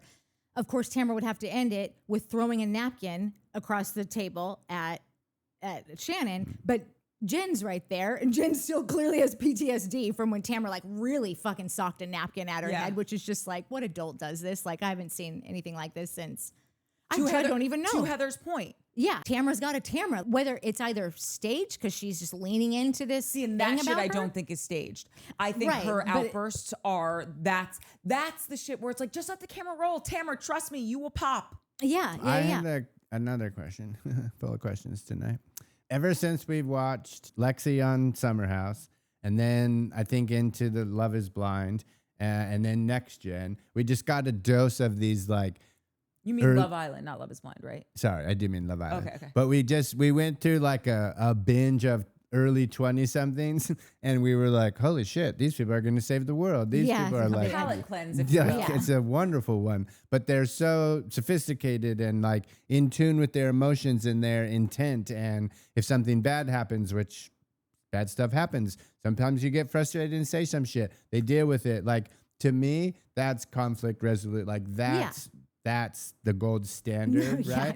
No, Tamra's like cause a conflict and then but then at the same right, totally, yeah. But then at this dinner, I was like, "Are you guys biting the kid? Are you guys biting your fucking kids? Like, are you guys trying to be like, oh, that's fair. Oh, I totally understand your feelings and where you come. Oh, I'm glad you said that because I would like to talk about my." Like, it seemed very... You're doing the best you can. We're all doing the best. Right. Like, it seemed you mean at the dinner very... crustacean? Yeah. Or no, the Temecula dinner. Okay. But kind of both of them, really. Because, like, they were all... I don't know. They were all very... it seemed like, from what I know of these crazy ladies and the show and the constant just toxic fighting that's been going on for 19 years, it seemed very mature and very, like... Well, I will say Heather and Gretchen, they really have to be pushed to pop off. They will, but like that makes sense to me that their conversation was more like, I was going to say adult, but it's not adult, meaning like more Gen Z and more, tell me how you feel about that and all that kind of stuff. Totally. I do think something that's interesting about that crustacean dinner that kind of dovetails into the next scene, because I think this is when it happens. Tamra, when she talks about Heather, if she has an issue with her, she'll always say, but because Heather's just so sensitive. And I can't stand when she does that. Because yes, Heather is a sensitive person. Heather will self-admittedly, she is a sensitive person, okay? Me too, I get it. I'm a walking exposed nerve. That doesn't excuse someone else's bad bullying behavior towards me if that's what had happened. And I think that Tamra uses that as a way to be like, I mean, I said this, but she's also so sensitive. And it's like, no, you're an asshole. She can be sensitive and you can still be an asshole in this situation. Yeah. At some point, she goes, people always tell me I'm like a New Yorker. No, you're not. That was like, you're not. Fucking New Yorker. You're not. You are a fucking, like, what did I just like saw that was like, no one thinks you're a New Yorker. Everything about you screams tacky, self-important asshole from the flagship city famous for manufacturing tacky, self-important assholes. You're not blunt. You're a cunt. Okay. Like, that's what Tamra does every single scene. She's got something where, like, the second that somebody calls her back on something, she storms off and then she starts talking to herself. Not really, because it's a camera guy she's talking to, because obviously she knows she's fucking mic'd up. And then she'll say, no, she always says she just wants to come after me. She's just pissed about this. No, she just is looking for this. Like, she's so... everything is a projection. Everything that she says out loud that someone else is doing is not just exactly what she's doing. It's what she's rinsing and repeating literally every 5 minutes. Yeah. Like it is something else to watch, like over and over and over. I feel like when she got kicked off or asked to leave or did not get asked to come back, whatever, the first time around, and there hasn't been a second time. She was on for a long stretch and they didn't renew her contract or whatever. I feel like she was doing this so much and the audience was so burnt out on it. It was like, I've had it up to my eyeballs. Like, I can't, let's just get in people who aren't self-producing, giving us this, shoving this storyline down our face. And I think she came back knowing like, okay, do less. Yeah. I still need her to do less. Yeah. Were those weed gummies that they ate? Yeah. Are they pretty open about smoking weed? Yeah, and I love it. I actually would never take Heather for being someone that would partake in that so publicly, you know, just Yeah. not that it's bad, but like if I'm watching this woman for however many seasons, like that's just what wasn't on my bingo card. Like Yeah. it doesn't go with all of the rest of the sort of like the presentation that she puts into everything, you know? So for her to do that and be really so relaxed about it Yeah. and not like, well, I might dabble in the, she's literally just like, yeah, Want a J? it's the Vouv of what did someone Wait, call who it? dumped Like, out her purse? oh, that was Gina, but oh wait, who jumped out? Emily. Oh yeah. Like these three are such an odd pairing to me. Like I just don't see Heather. Like I was serious in the opening. Like I don't think that she used to fight with Emily all the time. Yeah. So like that was a thing. I thought that they had a lovely conversation. Everything that Gretchen was saying was exactly right. We always wonder like, why do we repeat the same relationships? And it's all about trying to make it that thing that went wrong in the last one. You're going to find the exact same person, but a different person. And no, I'm going to make it right on this one though. It's never going to work. See, this is why I like Gretchen has these moments where I'm like, Yeah. oh yeah, more of that. And Emily really nailed it. She's like, I just feel like this is the Gretchen I like, not the like overly, I'm religious. Yeah. Instagram stuff. And by the way, be as religious as you want to be. I just feel like when you're just, if that's who you are, like I'll see it. You don't have to tell me all the time. I don't have to tell people that I'm tall. I don't have to tell people that I'm talkative. Yeah. Like you'll get it. You'll figure it out. Yeah. That you will. Yeah. You should thank your lucky stars I'm True talking to that. him, Mike. Yeah. Okay. Okay. So That's really it for me for First Station. then we get to the Abbey. And I mean, it kind of all happens at the same time where like the girls get to the Abbey and go home and like the girls get to their Temecula stuff. So I just want to separate them so we're not bouncing back and forth the whole time of just doing like the Abbey and the car ride home. The only interesting thing to me from their trip to the Abbey was when they got in the car and Gretchen was like, oh yeah. And that's when she slept with beep. Yeah. We obviously beeped out this person's name in the beginning because That's funny. that's the joke. That's that's comedy. showbiz, kids. That's Yeah. comedy. God, I hate when I'm going to say the same thing as you and then last minute I change my mind and I just screw up our tandem because I love when you do the split screens. We haven't had a good split screen in a minute. Yeah, Like, and it could have been on That's Comedy. Anyway, point being, gave it a goog. This is total allegedly hearsay, all the things. I have no fucking idea, but so many people kept saying like, oh, it's the guy from 98 Degrees. My first thought was Nick Lachey. That didn't really track. Yeah. And then I kept reading like in Reddits or on certain blogs, people are saying it's one of the founding members, Jeff Timmons. Sounds like a roadie to me. This is the 98 Degrees guy? Yeah. There was only 3 of them.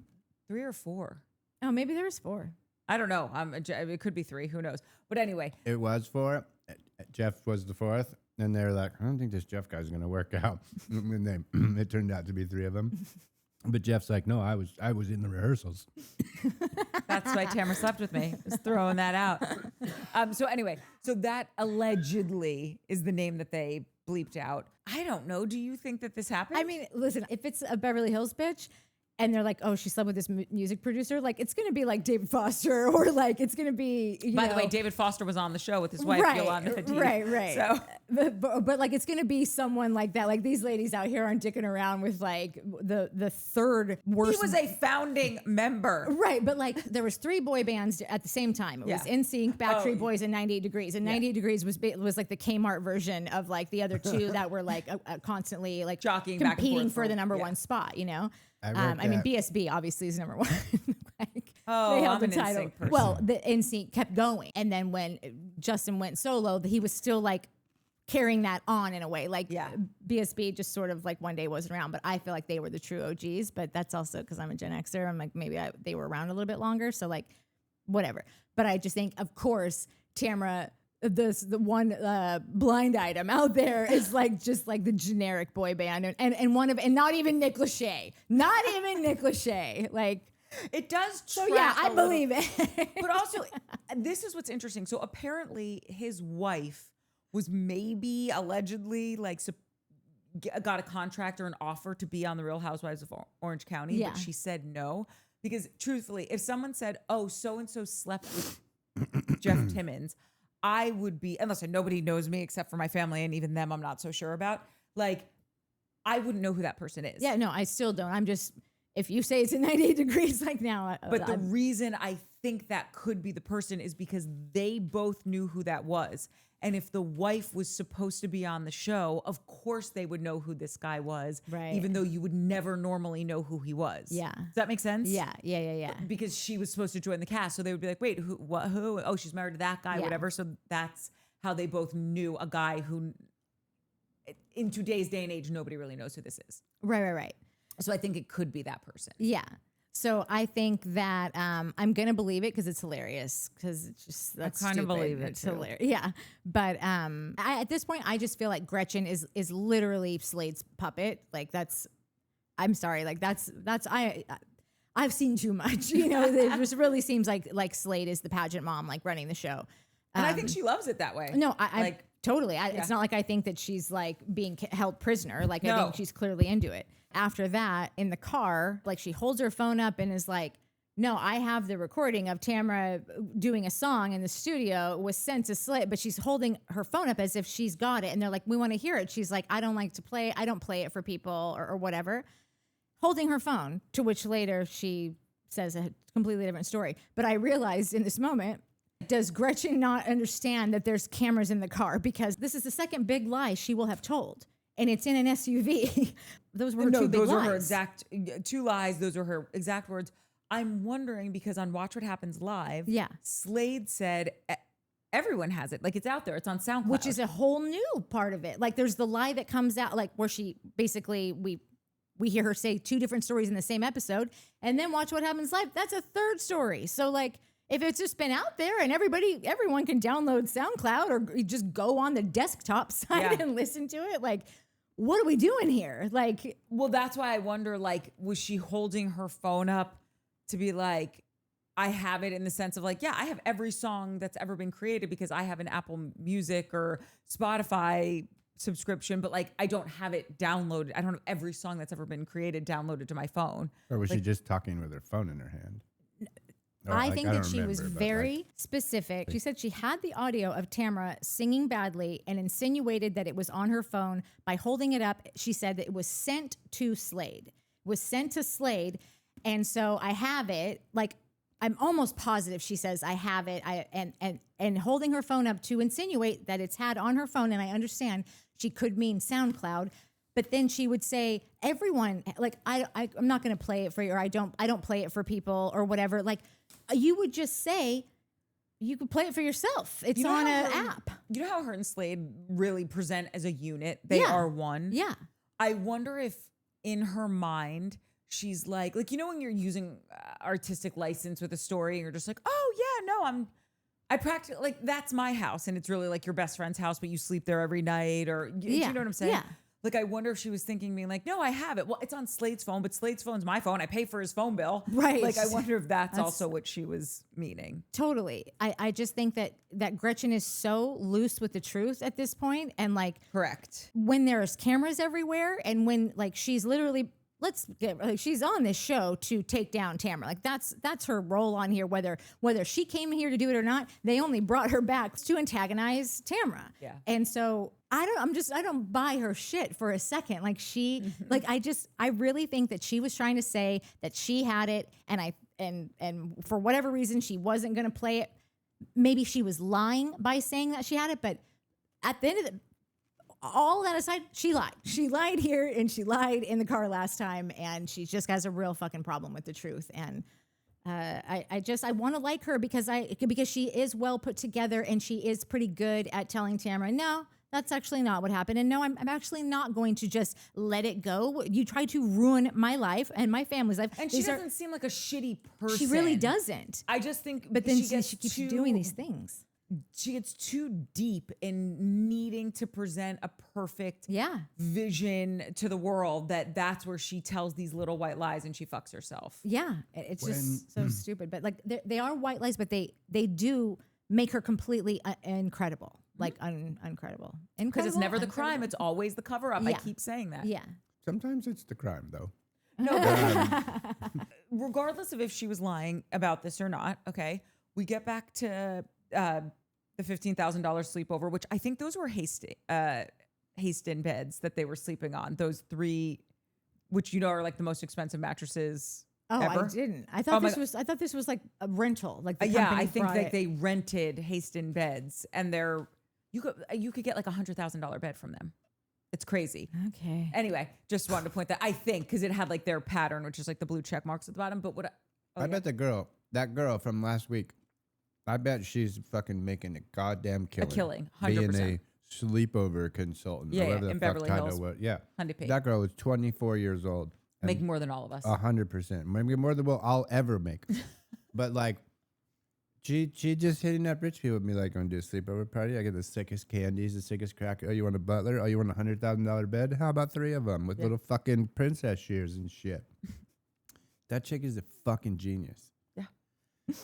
So, but what I was going to say is like, regardless, they get back to the house, having the pizza party, and they call up Slade for her to play the video because Emily, thank you, Emily. I do appreciate this about her. She's like a dog with a bone and she's not going to let it go. Yeah. And they call Slade. And this is when we find out what Gretchen didn't say, which was allegedly them hooking up, Tamra and this guy hooking up. When recorded. was this? When was this alleged horny recording session? I don't know, actually. Like, I don't know if it was when she was married to Simon or Eddie. I don't know, but like there was no time between them. So if this happened, she cheated on someone. Yeah. Yeah. Great point. You got to do what you got to do to get that record deal. It's Hollywood. Well, she didn't. Did you so. bang a 98 Degrees guy and not even come home with a record deal to show Eddie? That's so horrible. Does anyone have anything else to say about this pizza party, like the rest of the Beverly Hills girls' evening? Because this is the end of their night. Speaking of end of the night, can I have another Coors Light? This is my first Coors Light in months, and it tastes so good when it hits your lips. Thank God you got one of them self-driving cars. Took me an hour and a half to finish one beer. I think I'm okay. So the only thing that I have for that, the only thing that I have for this scene is that Gretchen will be able to get out of her lies, I think, a lot easier than the last car ride, the last car lie, because she was so hammered that she could be like, I don't actually know what I said, or like I don't really remember. She could say she misspoke in this, and like you almost kind of just have to like leave open the possibility that that's true.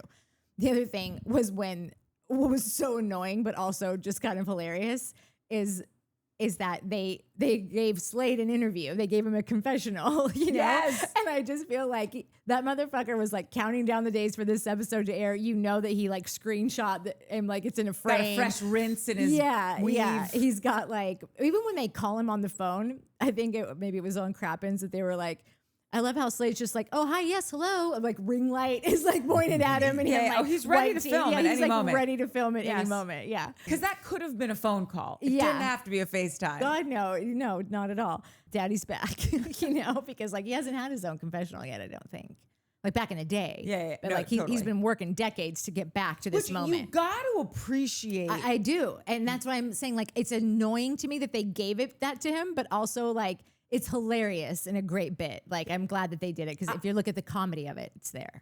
I don't hate Slane Slannery and Gretchen. I really don't. Like there's something about them that it's because he's like in his weird like I'm a 60-year-old man living in Palm Springs that's like semi-retired with an almost Tommy Bahama shirt on. Like that's his vibe. And then Gretchen's just like, I'm freezing myself in time. I'm never aging. But like keeps inflating parts of her face. And like, but you know, they are really in love with each other and they're very connected to each other, attached at the hip, do everything together. Yeah. She's white platinum blonde. Their kid is white platinum blonde. Like they have curated this life that it's not for me. Yeah, right. But like, I'm happy they have it. I'm happy for them. And there's something interesting about it. Like I do enjoy them on my television screen, I have to say. So I'm not a fan. And I also just like, you know, I want Gretchen to be on the straight and narrow perfect to do the job that she was. That's what you remember when I was like, had the note and I'm like, I can't figure out, you're like, do you have anything else for this? I'm like, I have a note that says, you had one job, MAGA Barbie. Like, and I'm like, who was I talking about? Like, Gretchen, like you had one job. They brought you on here to take down this woman who were all like, all of us want to see Tamra stay because we just have gotten over ourselves. She is the show. But a takedown would be so satisfying, you know? I want to see Tamra evolve and change. That is, I know. Okay. Boring. No, but also just like stop wasting your time on that. Well, this Temecula trip was so boring for me. Like barely anything happened. They're putting on these silly swim caps, the stupid t-shirts and the whatever. Who cares? They're in the pool smoking a J. Yeah. And I guess this is when Gina says to Shannon, like, you know, I am worried about you. Like Matt just had his heart attack and I don't think maybe you live the healthiest life or whatever.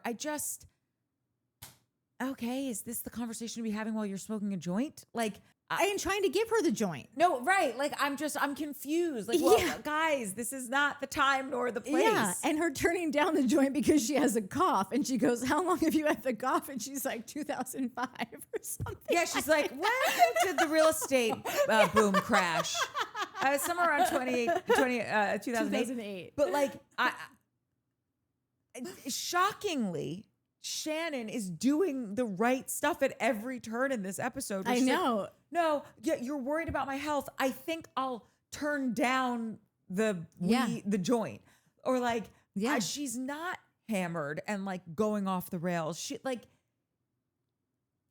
that's why it's almost, I don't know, Tamra can't win for losing this episode. And I'm just wondering, is that what she's been feeling for a while, I guess? Yeah. Not that, whatever, it doesn't matter. We'll figure it out by the end of the season. Yeah. But I was just confused when Gina said that. I'm like, Gina, I do believe that you actually like Shannon and you care about her, but this seems like a bad timing.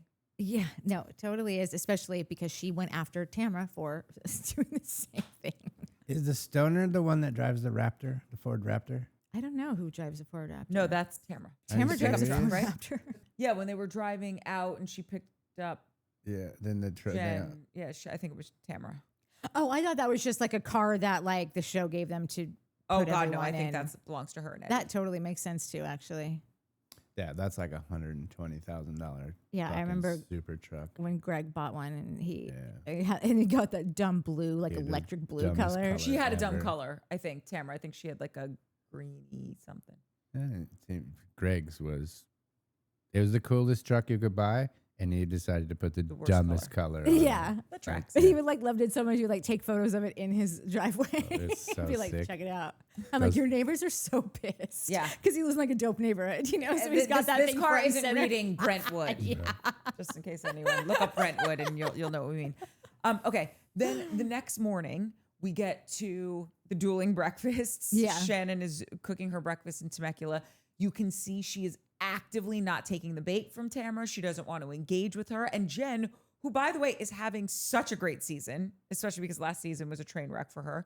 She said, she goes, it's like watching a guy hit on a girl and she wants no part of it. And it's crazy to me that one, that Shannon's been able to hold her ground this long, and two, that Tamra's just not reading the room at all. I really like, I don't enjoy just bashing on Tamra all the time. It's just that everything that she does, like I see it so clearly black and white for what it is.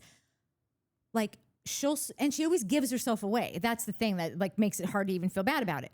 She's like, clearly she's known Shannon for fucking ever, for a decade. She knows exactly who Shannon is.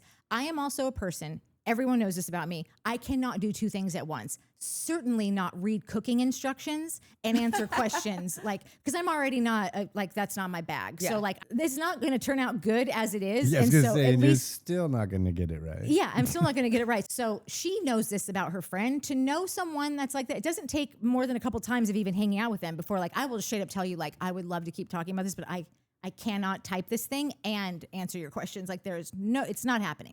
But so she knows this about her friend. They're not just small talk questions. They're like, you so mad at me? You gonna invite me over to your house? When can I come over to your house? And then she goes, oh, right, she's an Aries. She can't do two things at once. Just going and going and going, like antagonize, harass. And like Shannon's just like, I'll let you know. I just need some sugar. Do you know, can you grab it? Like, just, she's doing her best to just not be like, Tamra, what is wrong with you? And so then when I hear Jen say, it's just like this girl who's just like, or this a guy who's who can't help but hit on this woman over and over, and she's just clearly not interested. I thought that was like such a dumb assessment, because I'm like, no, she's antagonizing until she gets a reaction. It's not about a guy who's hitting on a girl or reading the room. It's about Tamra is Tamra. Everything she says is loaded. Before she came out into the room, she knew exactly what she was gonna do. I see this as the most calculated, strategized person I've maybe ever come across in reality. Like there's people do this all the time. People story produce, people know how to get it, but she really, every move is the same. You don't think? Well, I have a question. Do you think there could be a world in which I think there's very few people that are like 100% bad, right? Or 100% shitty all the time. Because she does have moments of like, oh, you're fun and that's funny. And like you see her with her kids. And I do really think she is a good mom and all that, right? So it's like, could she be having a genuine desire to want to reconnect with Shannon because she misses the friendship or whatever it is, right? Whatever, it could be totally selfish, totally shitty, but like it is a genuine desire that she wants to engage with her. Because in the last scene, we see her like saying shit to Shannon. And I do believe that like 98% of that was her gunning for her. But I think 2% of it is, and I think that's the part of Tamra's brain where she's like, I am genuinely trying to be nice. It's like, right, 2% of you is trying to do that because you do kind of want to be friends with her, but you want to be friends with her again totally on your schedule and what works for you. And so I think she's so blinded by her bad behavior that she doesn't even see it. And she genuinely thinks that she's trying to like engage. Or do you think she's 100% trying to be an asshole and just needle this chick? So her only desire to have a friendship or to get it where Shannon's not mad at her and drops her guard down and lets her back in, I believe is solely because Tamra thought that Shannon slamming into a dude's house and trying to walk away from the scene, bloodied and being a drunk for however long, I think that Tamra was blown away that Shannon got all the love last season. Yeah. And Tamra became even more of a villain by going after her. Nobody saw it as like, yeah, Shannon, you're a drunk and you got behind the wheel and you smashed into this dude's house. His kids were there, and then you're trying to act like you're walking your dog down the street or something. I can't even remember the whole story, but like she was literally trying to act like, no, I'm just out walking my dog. But and like she had blood. Like, serious? Yes, it was something like that. Like, wait, she had her dog in the car? Yeah, Archie. That's the worst. Like, I don't all like of her it anymore. So Tamra in her wildest dreams would never think like, oh, I got this in the bag. I got this in the bag. Yeah. And I think that Tamra had a horrible season last year because Jen also had an amazing last part of the season where she finally stood up to Tamra and said all the things that we were all just like, oh, and it was so clear and perfect. And she just like, that's the shit these shows are made of. That's the dreams are made of by people who've been watching a woman terrorize people for however long. Like all you want is to take down this bitch on this soap opera, you know, like that you've been fucking forced to watch for 7 years and nothing happens. So I think that if she does want to be back in good with Shannon, her intentions are strictly self-serving. Yeah. They have nothing to do with really loving Shannon. She could really love Shannon, but she is so on her own. Just horse blinders. Get what you want. Get what I need. Get Shannon back so people stop. I'm sure she still gets comments like, you terrorized that woman last year. Like, that's certainly still happening. I'm saying it right now. You terrorized that woman. And like, it's still a thing. And then also the thing with Jen. And so I think that Tamra would love to like not be a villain, but also she can't stop. She can't stop it. So how I know that she's not sincere is that every time she doesn't get what she wants, she fucking loses it and starts talking mad shit on them immediately. Yeah. And like, that if you really love someone, you'd be like, God, this is so hard. Like, Yeah. I know that I fucked this When am up. I going to get back in her good graces? When will she forgive me? What do I have to do? Yeah. Instead of telling the camera guy what a fucking cunt she is, like, and how she planned this, she just wants to make sure that I suffer. And like, I can't remember exactly what she said, but she said a handful of things that were very like, she's just trying to do this. No, Tamra, that's what you're doing. Yeah. Like, she's just not giving in, and it's driving you wild because you don't want to take this shit from the audience anymore. Once Shannon says it's okay, everyone will drop it because they're just following the lead of the person that they thought was wrong. Do you know? Yeah. So, and then when she says the things about her dad, like, wait, is this the same scene? Okay, not yet. wait. The next thing that happened, because Shannon's still like cooking in this scene, the next thing that happens is Gina opens up about this really gnarly custody battle that her fiance or boyfriend, whatever, Travis, is going through. And they've been going through this for a really long time. So last season, her and Travis actually broke up because allegedly Travis's ex affects their relationship so much that Gina's like, I can't do this. And I get that. I've seen really bad situations where like an ex-wife, ex-husband, it makes it untenable for the new boyfriend, girlfriend, whatever, to be there. And he seems like a really lovely dude. He totally does. And I read, I tried to figure out like, what is the story with these two? Like, him and his ex-wife? Yeah. And I can't even cite it where I read it, but we're not Christina Coco. We I didn't know, need I know. Yeah. to cite like references. maybe a juicy scoop, but I don't even want to say that for sure. But I think it might have been more of like a podcast of saying that the story with them allegedly is that he was with a woman who had has a really rich family. So the kids were going to like the however many $50,000 school bill at the end of the year, but the parents were paying it. They had this lifestyle living here or there but because it was bankrolled by the parents. This was never something that was like between him and the wife, they never had any money. So it seems like she's trying to go after him for all of this child support based on the life that they were living and the life that he left, but it was never. It's not accurate. It's because not. The parents were paying the bill. Yeah. So I think that's why it's taking a really long time because it's like, well, to keep the kids accustomed to the life that they. Okay, well, the lifestyle that your parents. Put them in. Well, you want them just not go to the school anymore? I don't know. I would love them to keep going to a 50,000. Like that's not how much they didn't name a figure, but it was like some school that lives probably like a Harvard Westlake in Orange County or something or whatever. Can your dad write that check? Yeah. So like they're going after him for all of this support that like he just doesn't have that kind of job. He doesn't have a job that provides anything like that. So he's a real estate agent, I think, with Gina. But I don't know. Like, what has he always been that? Don't know. I feel like that's a newer. Like either way, he's not making that kind of money where he can pay that. So I think that might be why everything's taking so long and whatever. So yeah, that's horrible. And he's not making sleepover consultant money. No, that's right. No. And again, I just heard that. So, but I guess also like this is just from what they're saying on the show. I have no idea who this woman is. From Gina, she says like she will use the kids against him or like pull this, like one of their kids, his son or whatever, out of school, and he hasn't been to school in a while. Like it seems like it's everything that you're saying. I'm sure it's alimony, child support, all that stuff. But then there seems to be like also a really big emotional component to all of this that seems really hard. Yeah. Okay. So then the next scene is when we get to breakfast at Heather's and Emily orders an over hard egg. I've literally never heard that in my life. Are you serious? Yeah, I've heard it just as much as I've heard any other version of an egg.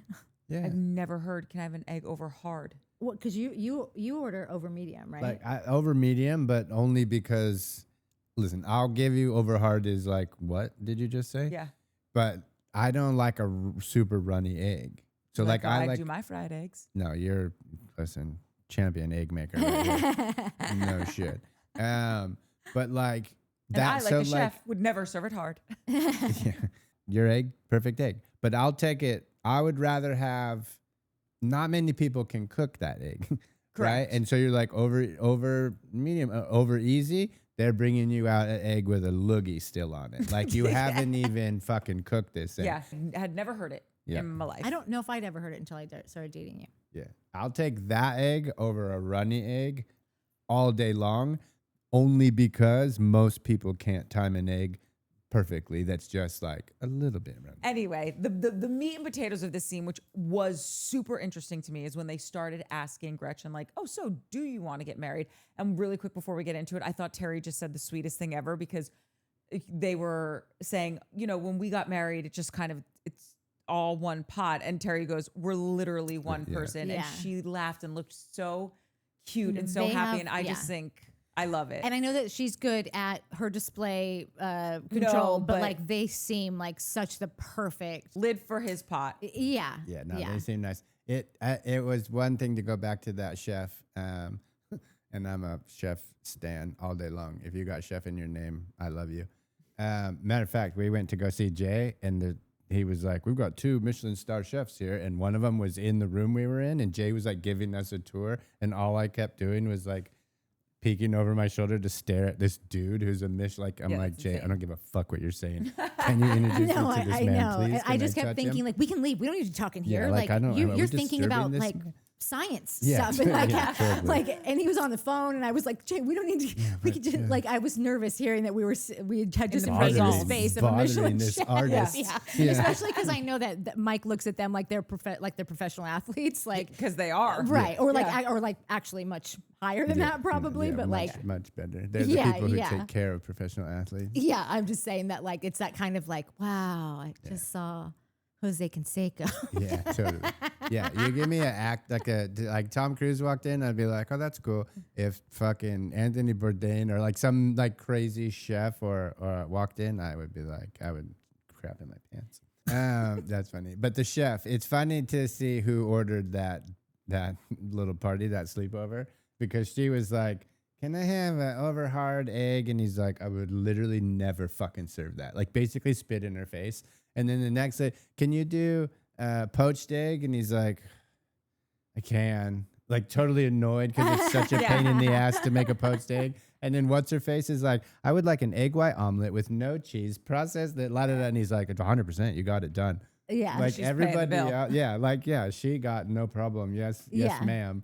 And the other 2 got, fuck, if that's what you want, you disgusting pig. Anyway, we digress from the most interesting part of this conversation, which is where I think we have cracked the case of how we know that Gretchen is lying, because they're asking her very normal questions, like, does he pay rent?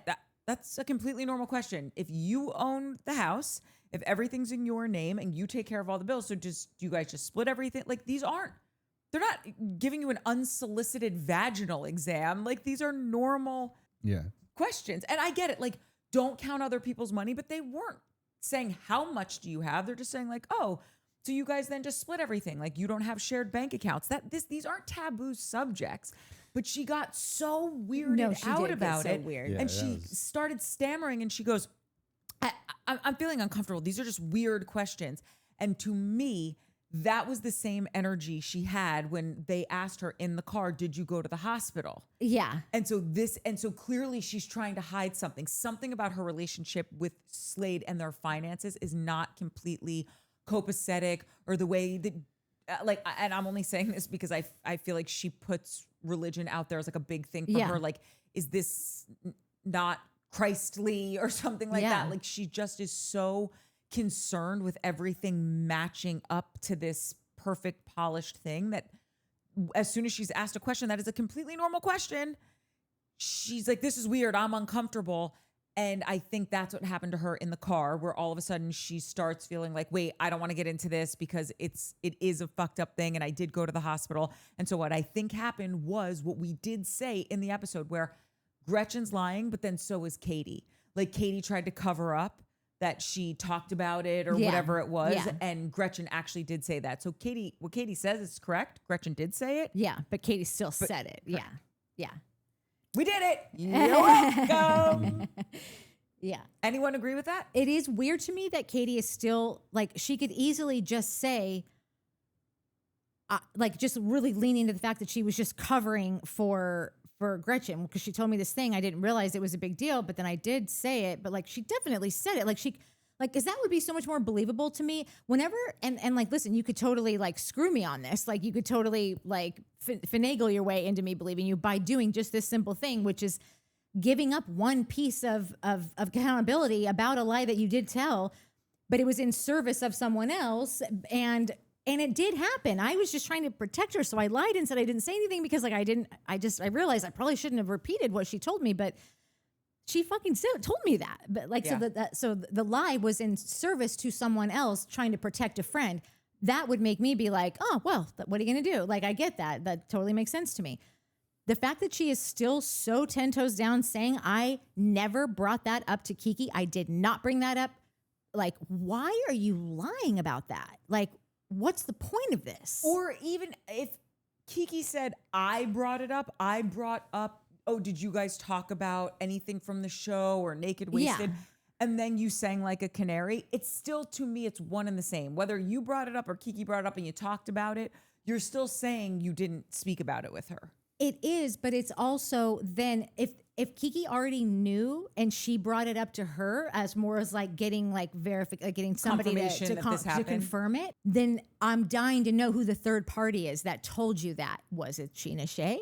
Was it like just how there's all these other people that like could be? And I understand what you're saying. Like it just doesn't matter at the end of the day.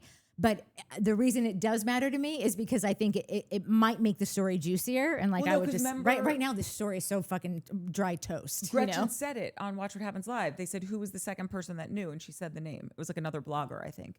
Right. So then who told that blogger? Like, I want to know the cast-wise, genesis like the friends, yeah. or is it, like I said, Sheena, because she's friends with Gretchen, or whatever. I would just like to know like who else has got their hand in this. And also sometimes I want, and I know she doesn't live in Orange County, but anyone can live anywhere they want.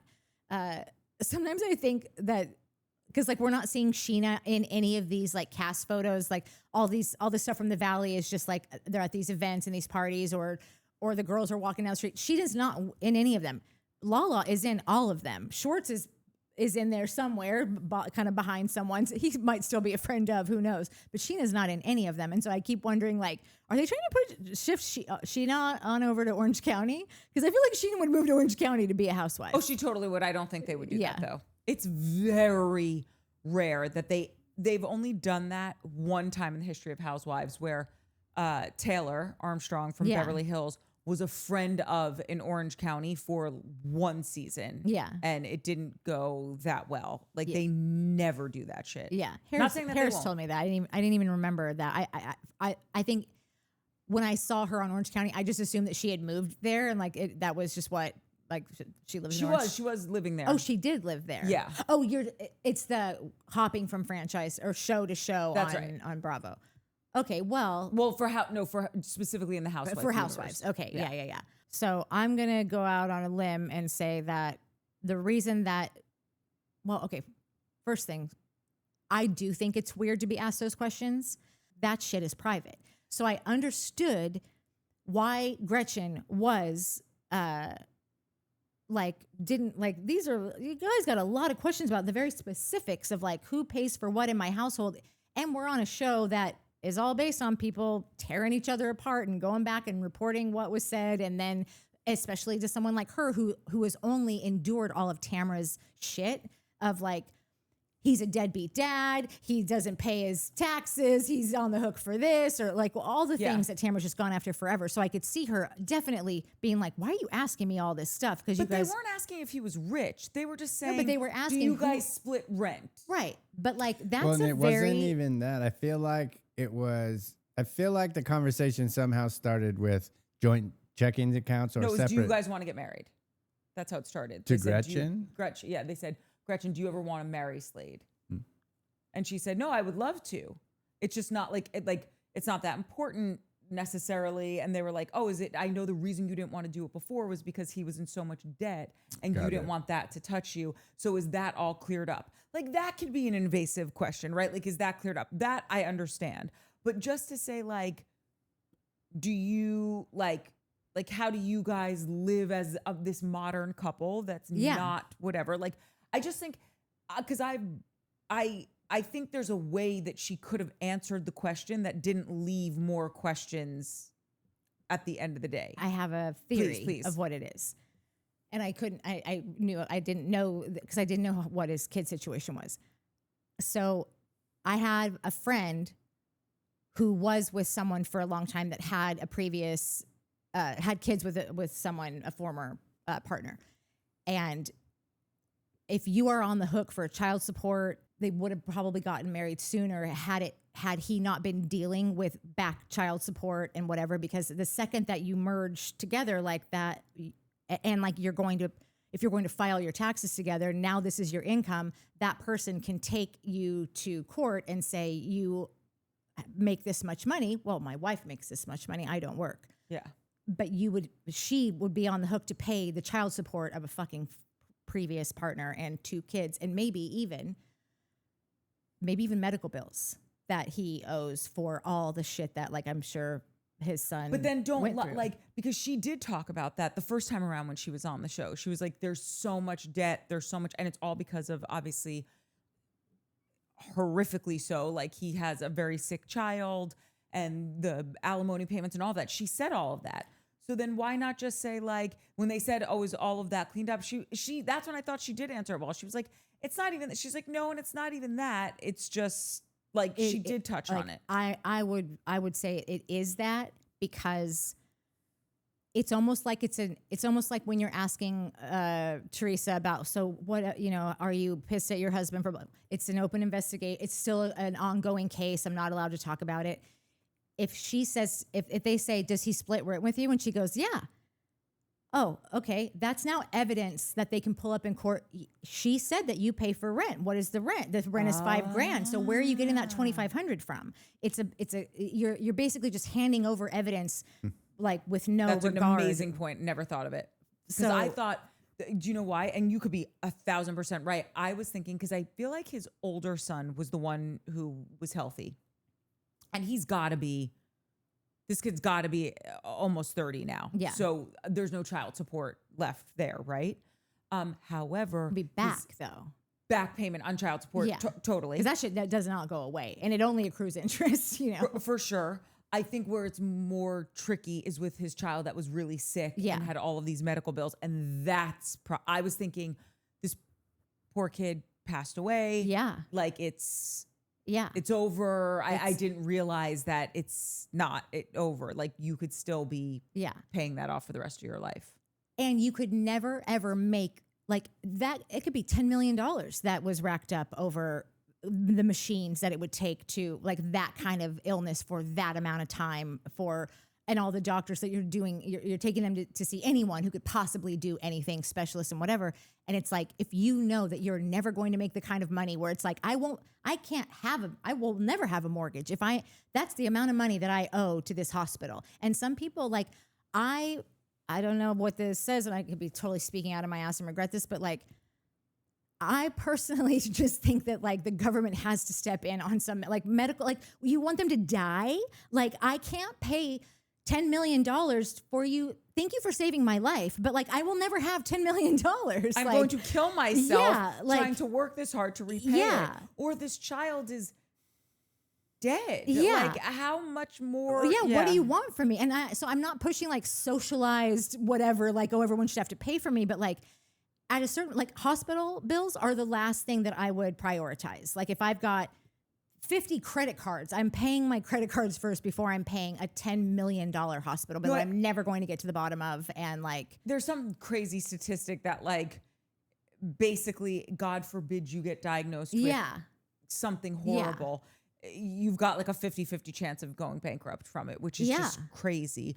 But real quick, if I were in Gretchen's shoes, I feel like when they were asking me those questions, I would just say, like, listen, you all know that Slade's life before I came around was very tricky with finances and a sick child and all of that. It's not my business to tell, but that's those issues haven't 100% gone away. Yeah. And so it's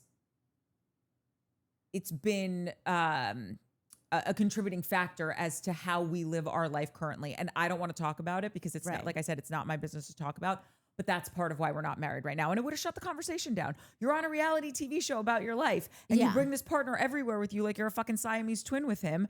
Yeah. You gotta, like, if they ask a question to, like, seize up like that, it just makes me feel like, wait, what aren't you saying? Right. And then that's when I thought of the thing in the back of the Yeah. van, but now as you say it, like I could understand, oh yeah. This isn't just a quote unquote normal situation where no, I want to have the house in my name and I don't, like, yes, he pays me half the rent. Who gives a shit, or half the mortgage? Exactly. But it's not that kind of a situation. Right. Because Yeah. it seems like if I'm her and I already think that like, this is none of your business, but like, I just want this, like if I have a half a brain and I just want this conversation to go away and also not give any reason that Slade, my person is going to look like a deadbeat mooch. I would be like, it all comes from somewhere. I get this, he gets that. Yeah. We've been making it work for a long time. And I've always felt it's totally taken care of. Yeah, everything's totally good. We do it works for us. Do you split the groceries? Yeah, I mean, I pick up the groceries. You think Slade's going to Ralph's? Come on, like, of course I get the groceries, Yes. but like, And she just like, and she could have froze made with jokes about it, but she really went out of her way to basically deny that he pays for anything. That's why it was so weird to So me. that's why my brain goes straight to it. You guys have decided that it's not worth the money. Like your ego and pride about like what does the man pay for the worth of that, it does not compare to the debt owed. Like 100%. I never thought of it. Yeah, and but that is a pure speculation. I've just decided that's what makes sense. You are 100% correct. And with that, I still think she could have answered the question better. Yeah. I don't even know what's going on, and I think you're right. But also, is 36, like, is he a nice dude? Like, is he someone that, like, is there a world where he's like, listen, I owe this lady X child support. I owe $700,000 medical bill, and I'm going to honor those commitments. I'm going to pay that $700. I'm going to pay this back. I gotta, like, is he that kind of dude where he's like, where she's like, okay, I respect that. I have money. I'll take care of us. You do your thing. Like, could that be so hard to say what his character is. Also, do these people have jobs? Okay, because what does Slade do? Well, this is what I was going to say. So when he was married to his first wife, he owned a title company. And this was during like that housing boom. This was before 2008. And he was making a lot of money. Like, and I know this sounds so stupid, but like, I think you have to spend $500,000 a year to get a black Amex. So he was clearly spending that, paying it off. Like, he made a lot of money. So his child support was based off of this salary that he was no longer making. Okay. And there was speculation that like they started a GoFundMe or whatever to pay for their son's funeral expenses and all this stuff. So clearly he doesn't have it. But I think where the ex-wife might get annoyed is that, well, you're projecting this lifestyle on social media, and he really doesn't have a social media, but he pops in to hers. And so if she says, to Natalie's point, which I think you fucking nailed it, like if she says, no, this is my money, this is my house, I pay for all this, I paid for the IVF, all that stuff, everything runs through Gretchen Rossi LLC. Yeah. She's getting the brand deals. And even if he's her manager, right? Like, she's still going to keep the 15% and be like, great, I'm just putting this towards all of our bills. Yeah. I think a roundabout way of saying, like, do I think he's a complete shitbox? No. Do I think that he's in his own story of Slane Slannery's life and like how I got screwed over in 2008 and I've never been able to come back because Tamra did this thing to me, but also we're in showbiz now and I'm helping my wife, but we're not actually really married, but he calls her the wife. Like, I'm helping my wife create this career and like, it's all ours, but like, she's not saying that, even though the other married couples at the table are saying like, no, but it is all yours. And if she was being totally honest and the cameras weren't there, this is what she would be saying. And so it's all this clusterfuck of information. And I think if you shook all of it out, you would see he's not a horrible guy, but like, is he a little bit just out for himself and doesn't want to get like a real gig and would rather just like follow Gretchen around and say like, we're building this together. And the real gig would help pay off those bills faster. Right. Probably. So it's like, and this is, might come off wrong because anyone who's on welfare, I'm sure it's taken advantage of in many places, but I will always go back to just something that somebody in high school when I was trying to have those conversations of like growing up and being like, no, like the simple thing is like, if I work, that's my money. Why am I paying for that? Like that is such like basic bitch way of thinking. Yeah. You know, it just took one friend to go, what about the kids? They didn't do anything. And I'm like, right. The kids, they didn't do anything. Like, sorry, you got to pay a couple people a little more than like, maybe they finagled something, but there's these kids. What are you going to do? Look at these kids. They didn't do anything to get here. So I got over myself really quick and got on that train like super young and fast. That's all it took was thinking about kids having no faults in this. And so I think that what some people do, the people that can take advantage or just understand that childcare, like no one's helping with childcare, and I'm either going to get a job and give it all to childcare, or I'm going to make this amount, and then so my Obamacare is going to be that much more because I'm really working for nothing. I'm not like I could just not have to pay that money if I don't get a job. The job is not worth what I will never have anything. And a hospital's not going to get paid. I'm big whoop. I'm not paying that. Like I'm not doing that. And so I understand him. They run everything through her, but he gets to look like my wife and my house and my car and the gig, and I'm the entertainment and the Bravo stuff, and I'm going to Bravo, like all the bullshit. And the ex-wife who's been really left holding a lot of the bag, because I think that women just do end up paying more of this stuff just because, I don't know, we're fucking scared about like are you gonna come arrest me? Like, I don't know. I just think that women just more so have more anxiety about letting that stuff go a certain way. And I have no idea about his ex. I have no idea what kind of person I don't she know is. anything about her.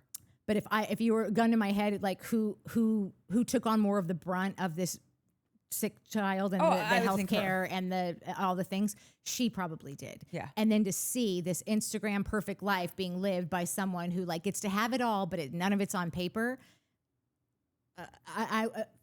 I would be infuriated. And then to take it a step further, it's like, okay, great. We go to court and he says, but I don't have a job, or I've only made $5,000 this month, or whatever it is. And it's just like, right. So get a fucking job that's going. I get that you don't want to do this. I don't want to do this. I don't want the job that I have right now. Yeah. But I've done it because we have a responsibility to raise these kids, to have a fucking roof over their head and get him the medical care that he needs and all of that.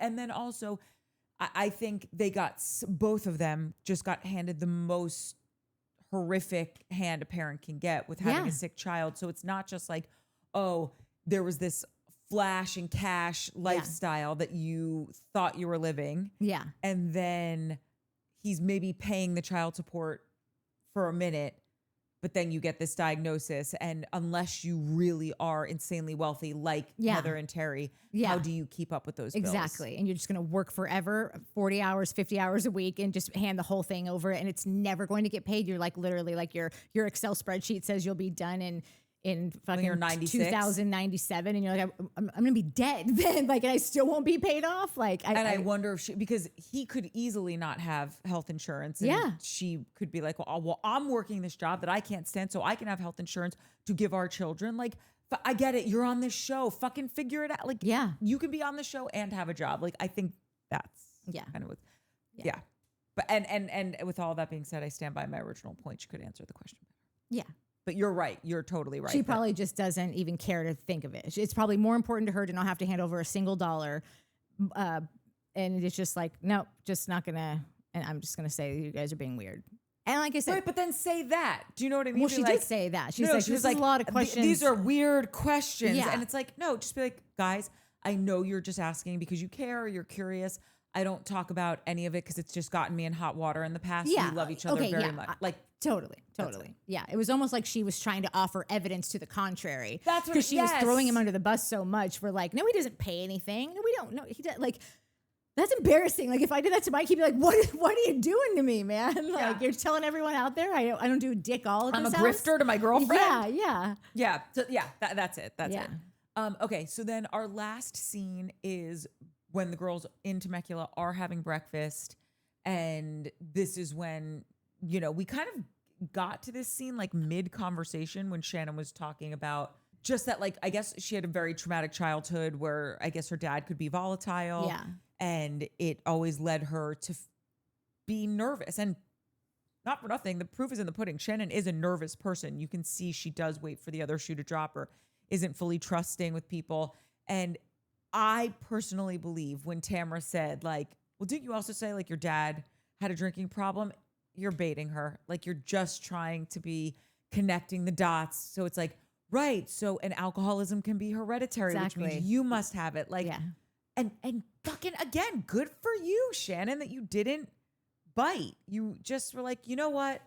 Why would you say that? He's 97. None of that has taken place. And she fully knows that they've made up. We're not speaking for however long. And now he's 97. They do have a relationship. And now is where you're doing that thing where the things I told you about my childhood were when you were my best friend. I told you all that shit. And now you are just throwing it out. And then the second that I'm telling you that's fucked up that you just did that. And not even in a real fucking mean way. She was just like, Tamara, I don't know why you would say that. Yeah.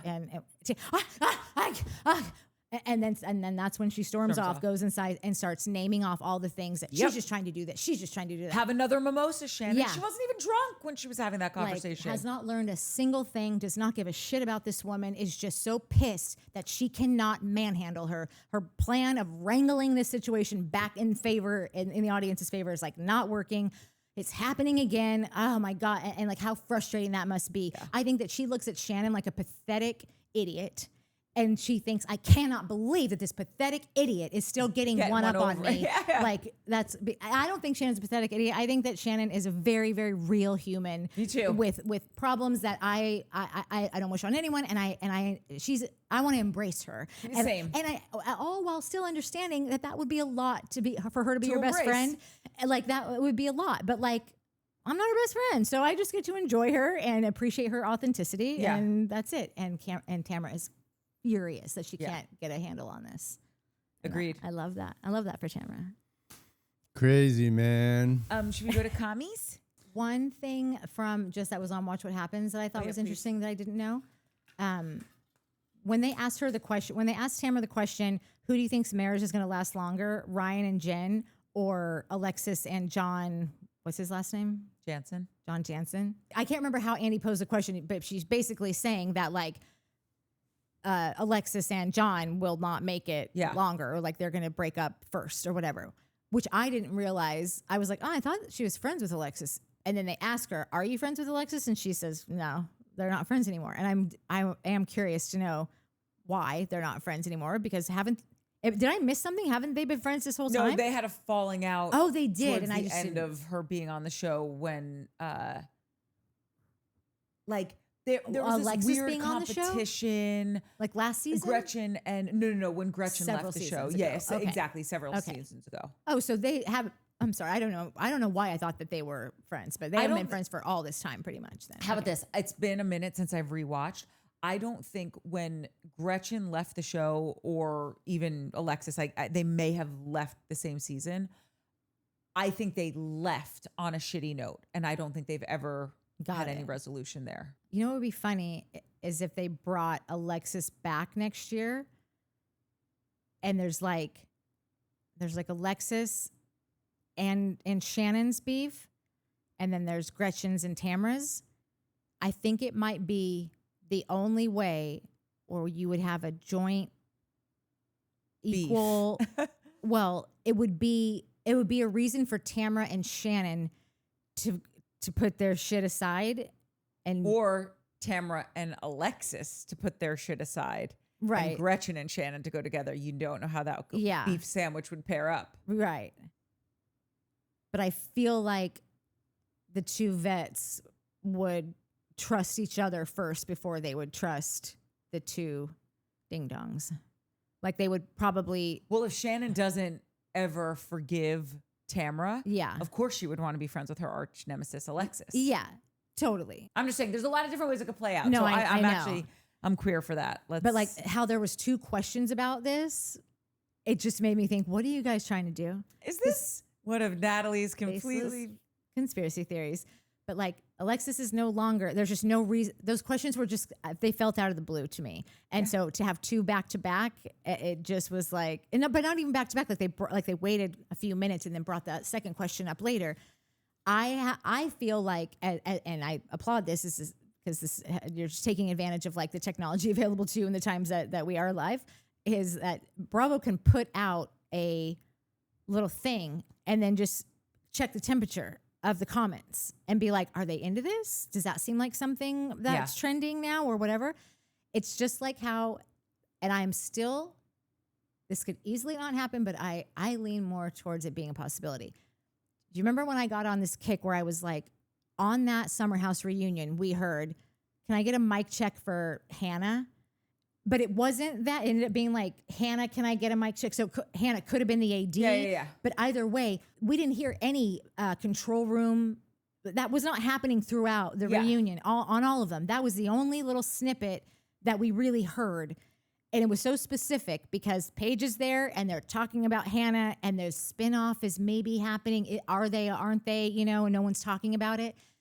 And I still, with this thing that we haven't talked about yet, that there's going to be a Summer House spinoff that would They watch us. Yeah, that's clearly, how this happened. Yeah, because that's what they're doing. They're checking the temps. We'll give you other good ideas. So I still have hope. I'm holding out for hope that was a little, what do they call them? Easter egg. Yeah. Okay. Well, we'll see.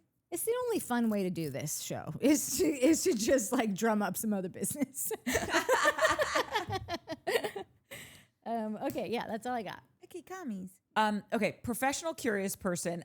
How good is that name? Professional curious person. Oh yeah, That's an amazing handle.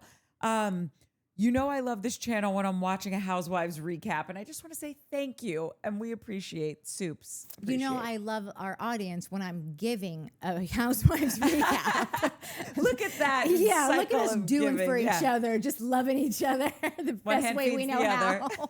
In these tough times. Yeah. Truly, we need it. Oh God, this one, because I am obsessed with McFix. She goes, decision made. I'm starting OC tomorrow night. The way my blood pressure is set up, I can't do OC and Miami at the same time. So OC it is. Thanks for your effort, Courtney, and for circling back on it, Nat. LOL. And I just want to say, McFix, I'm nervous. I do. High blood pressure, OC. I hope we Tamra haven't. Judge. I hope we haven't steered you wrong, girl. Like I know. Dude, McFix, I don't know why I think of her so often. Even last night when Shane went off on some tirade about something, I was like, McFix, you tell me, does he stay or does he go? Yeah, like, I was thinking I that really too. love McFix. I don't know why. I don't know this woman from anything, but I've Same. just decided that she has like a very good head on her shoulders. she's and a has stable genius. She's a stable genius. In the true sense of the word. Exactly. Yeah. Yeah, I get stability and like also here for a laugh. Yeah. Here for, let's have some fun. Yeah. But I'm also showing up to work on Yeah. Monday and I'm going to be the best goddamn person in this office. Yeah. Definitely, she's a here for a laugh kind of person because she's a Cowboys fan. Just kidding. I love you. You know I had to do it. Okay. This is Erica Luongo. Badu. Nope. I think the difference between Emily and Mary is that, and this is Mary from Salt Lake, is that Mary asked her son if it was okay to address this on camera, and her son is older than Emily's son. I don't want Emily's son looking back at this and being upset or embarrassed. And this was your point last week when we were talking about Emily's Oh, yes. family stuff. And I just like, I didn't even think about that. And I think you're right. And I think that Erica's also right, where Emily, I think, has the best intentions, Yeah. but her She's child been doesn't. sloppy. Yeah. She's just not thinking it through because she still was going on about it this episode. I feel like I think she's going to keep talking about it all season personally. like she's using like the words that she used. It was either a scenes from the next or on this episode. So if it was this one, we flew right over it, but I just saw it today where she's like telling her husband, like, he's not a normal kid. We don't know what to do here. He's not like everyone. Like, and I'm just like, can you shut the fuck up, I Emily? think it was a flashback. Oh, it was that a they were flashback. showing. Oh, okay, where okay. She said that. And yeah. I'm like, just stop saying all the things that like no kid benefits from. Like if he ever hears this is like not like you're not like other kids. Like Yeah. stop. Because when you're a kid, all you want to do is like be normal. Yeah, that's whatever. all. My God, And just yeah. normal is so overrated. Don't be normal. Be weird, like me. Yeah, but as a kid, be No, you like, want to fit in and be normal. Yeah, and because if you don't, then it just like all that shit carries on with you. And like some people can totally get over it and be like, wasn't that hilarious when I had a back brace and braces and had horrible, like look at me now, like they really take that, but like some people like never get over. I was talking about with Heather Gay, like the rejection can stay with you and it can bleed into areas throughout your whole life if you never get a hold of it. Some kids, it's like having an immune system to deal with it. Do they have it or do they not? You don't know until they're 30. Yeah, exactly. Okay, this is Beth Taylor said, "Hi guys, love your recaps. Can you do Salt Lake, which starts next week, and Miami, which has also been so good this season?" I agree with you that Miami has been excelente this season, but I also am like a Miami stan. And I just wanted to say this. We answered it in the comments, but I wanted to say this to all of you guys who are listening. We are doing Salt Lake. We just started this past Wednesday, so the first episode's up, and we will continue to cover the season. Yeah. So, yeah. Okay.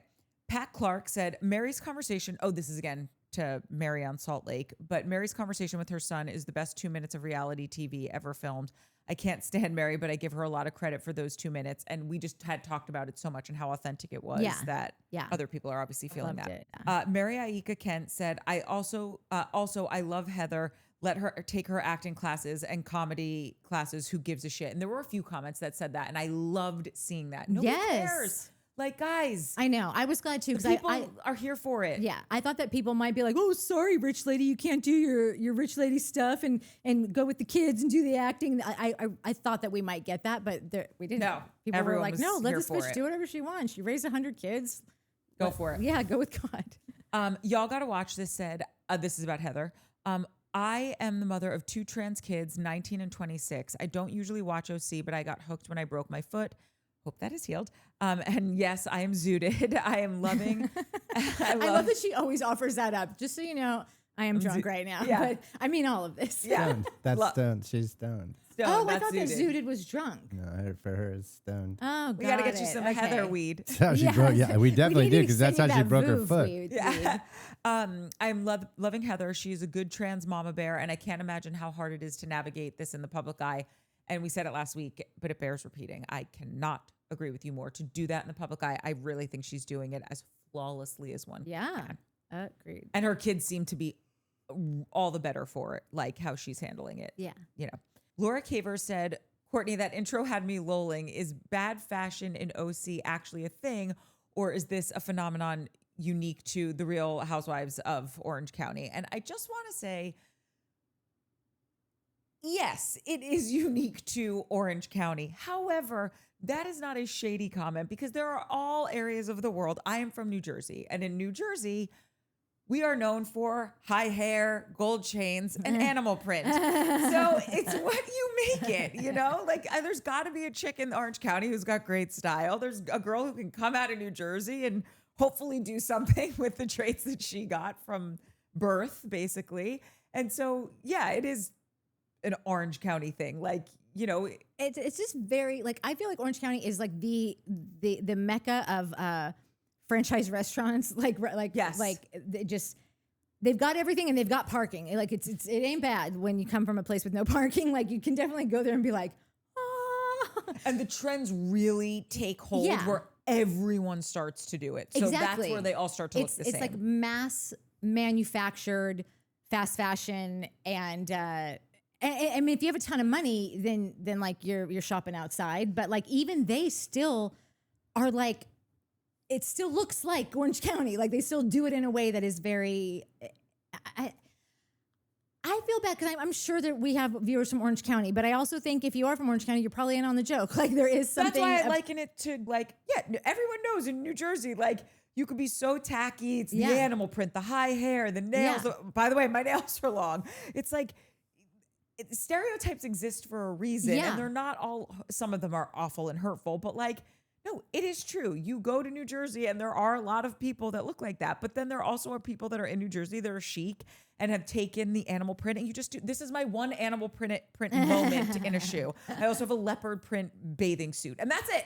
That's it. Okay. That's it. And that's all. And like, it's not all bad. It's just, and my friends that are from Orange County, they fucking love it. And they'll be like, yeah, I'm going here. We're doing this. We're going there. And it's all like names that are like, going to California Pizza Kitchen. That's the thing. I mean, like it is just like that. Like they fucking love it and are like, no, I'm moving back there when I'm done with school. Like they're like, yeah. It's so I feel like Orange County is loud and proud, and so whatever I have to say about them, they're probably like, yeah. I love it. Yeah, and you don't live here. By the so- way, I love all my gold jewelry. Yeah. Okay, and I'm never gonna stop wearing it. Roness said, "So happy my fave 3 are covering OC. This is to Mike. Not sure if you have seen any of the OC earlier seasons, but I promise they are top tier and worth the rewatch. I put them on a similar level to VPR and Real Housewives of Beverly Hills early seasons, which are really TV gold." And I just want to say, Ron S., thank you so much. I also implore you, when you have time. No. Okay. Well, we're gonna work on that. We're gonna wear this guy down. Patricia Murphy said, "Definitely had that friend. She gave me an out and I took it." This is in regards to, I am a firm believer, if the universe gives you an out with a friendship that is a jury duty friendship, take it and fucking run. Definitely had that friend. She gave me an out and I took it. Then 4 years later, turned around and tried to get back together. And I decided having my peace was more important. So yeah, that was a no-go.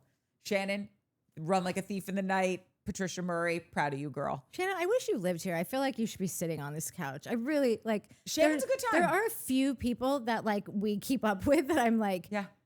it's such a bummer that there's so many miles between us. No, she's in LA. She comes to LA a lot. Shannon Fall does? Oh, Shannon Fall. I thought you meant Shannon from the show. Oh no, I thought you were reading a Shannon comment. No, Patricia Murray. Never mind. Shannon, I still mean that. Yeah, and by the way, Shannon, I love you also. I also just thought we were talking about Shannon from the show. But also bring your husband so we can break our collarbones doing BMX. Okay, Nettie always comes with the 1-2 punch of truth. To purposely get someone to drink to embarrassment or worse is sinister. As a grown adult and mom, it gives sociopath spectrum. And when you're right, you're right. Yeah. It does. Okay, Shannon Fall. Now you could say all your, as Ramona Singer says, kadoos to Shannon Fall. That's one of my favorite malapropisms of all time. What is? Oh, kudos. Kudos. Oh, okay. She goes, give her all the kadoos. And then my other 2 favorites from her were guacamole and reggae, which is reggae if you speak Ramona. Okay. Okay. I'm 100% on board with Shannon packing pans. This woman has lived. She's obviously been to an Airbnb panless, and it was a nightmare. Here for Shannon's quirks. She's physical comedy cinema, and I concur wholeheartedly. Trish S. Vader said, "Great showmance. Miss you guys. I agree with almost everything. Tamra is rotten to the core. She 100% intended to get Gretchen naked, wasted, in hopes to set her up. I watch all the Housewives since the beginning. I miss the way they were. I love Vicky, LOL."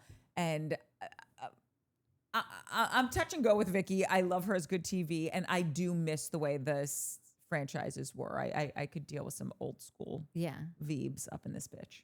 I never recalled it the way that you did, but it makes perfect sense when you said Housewives were always just sort of like individuals living their lives. Like you just focus on their individual things. That was season 1. And there might be a little bit of crossover, but not really.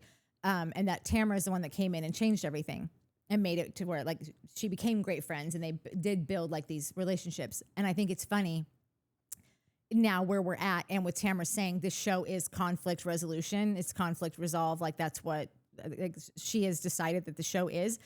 And I thought, oh, that's actually, maybe it is, because I am so used to now just, I feel like more of them are not friends than they really are, or more of them have had so many beefs that like they can't really get back to the good times that it was because there's just too much history and too much like hurt is there, you know? And I think it's funny that Tamra is the one that came in and changed the game, but then shit all over it afterwards and basically made it where like, no, this is a show about conflict and who's going to resolve it, you know? Like how as opposed to like organic like things happening, and if conflict arises, which it always does, then you can have your conflict resolution. Momo. That was like oh wow, I made it even more weird. C.S. Peterson 93, the best commentary trio on the worst Real Housewives show. Comment of the fucking week. That's what we do. Yeah. Jeanette Allen, I think Mike hit the nail on the head the way Emily bravely opened. This isn't a praise me. This is a praise Emily thing. Bravely opened up about hold on. I think Mike hit the nail on the head on the way Emily bravely opened up over her 3 children. Was good to see a decent message come from a Housewives program. I know it's for entertainment and escapism, but it's also good to get honest moments. I have 3 children. One had more issues, and it is hard juggling hard to juggle being a parent, and it's good Mike pointed that out. So just wanted to give her credit for having 3 kids and noticing that too. Like, I don't know, we talked about it a bunch, but I just thought that was an interesting thing that she said with her little kiddos. I'm sorry. Didn't she say that? What? I did bring up Emily B. Like that was Wasn't interesting. that her thing? Mike It's just funny expanded because I on feel like it. this happens often where people are like, "That's brilliant, Mike," and it's like, "It's Mike the one that said." Or did you say that? Yeah. No, well, no. Oh. What happened was I brought up. I was like, I think it's really great that Emily is talking about this, and then Mike expanded on it. It happens every time. More beauty. I wanted to like Gretchen, and then I remembered when JWoww from Jersey Shore said Gretchen and 36, aka Slade or Slane Slannery was Slane Slane Slannery. Slannery. When JWoww said that Gretchen and Slade were quote as real as her tits, and well, I guess no lies told. She does. I actually do think her like they are real. I don't think she has breast implants, Gretchen. No, I No, mean, I believe JWoww. her. Oh, JWoww said Gretchen and Slade were as real as her tits. I Oh, don't so think meaning they're real. JWoww's tits are. yeah. Oh well. Jesus Oh, as Christ, ladies. Sorry. I'm trying to JWoww look- has fake tits. Right. She was saying that couple is as real as my fake Wait, tits. how does she know them, though? Got it. Christ almighty. I just thought it was funny. No, You had a no, funny I'm sorry. comment. That is funny. It just happened to be that Gretchen literally told us last week, even these are real. And I never knew that. And, Oh, yeah. and like, it's not even that she has some great rack, but she has given birth. Yeah. And so I just is like, anything that's still standing up like that is After like, you give birth is wow, what- yeah. we. Annie Herman, boy, oy, oy. Guys, I need to figure out the name of the place that they go to in Puerto Vallarta that Vicky was going to buy into. You know, the bar in Mexico. I keep wanting to call it Javier's, but I don't. Senior think it's- Frogs?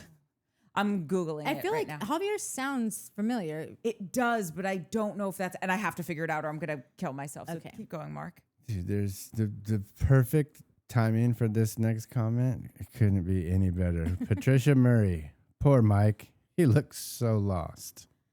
Yeah. Welcome to my life. Well, you can lead a horse to water. But you can't make them watch, You be can't make interested, or him take press notes play. and participate. He That's did- how it goes. Yeah, it's true. You did today, though. Yeah. Shannon Fall.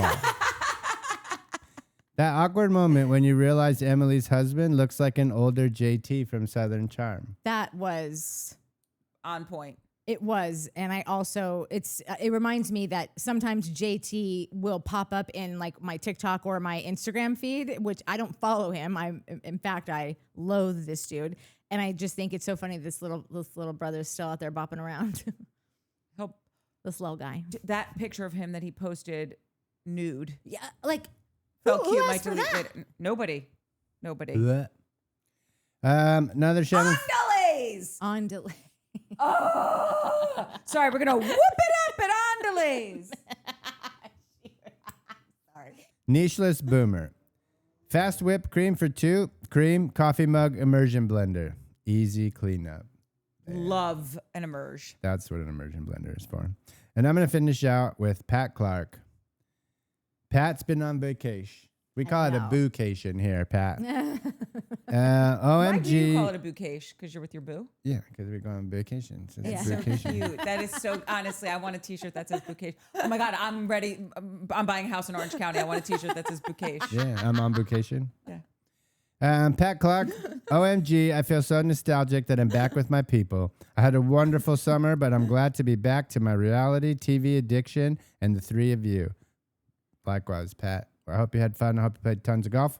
Another wait. Pat. Is that where, because I feel like, does she go somewhere that there's not like internet or something? I think that was a previous trip Yeah, I that think she had Pat to lives a take. great life and has had a lot of Yeah, bouquets. Pat No, does. totally. I think so too. But I always just think like, if I go on vacation for a summer, I'm still gonna be watching my shows, like that's, Maybe she takes time off, but if she's a she healthy just like person. makes like a conscious decision, like, no, and I don't watch YouTube and I don't watch like shitty housewife shows and whatever, I'm re-upping. I'm gonna read. Yeah, yeah. Well, her next comment might give it away.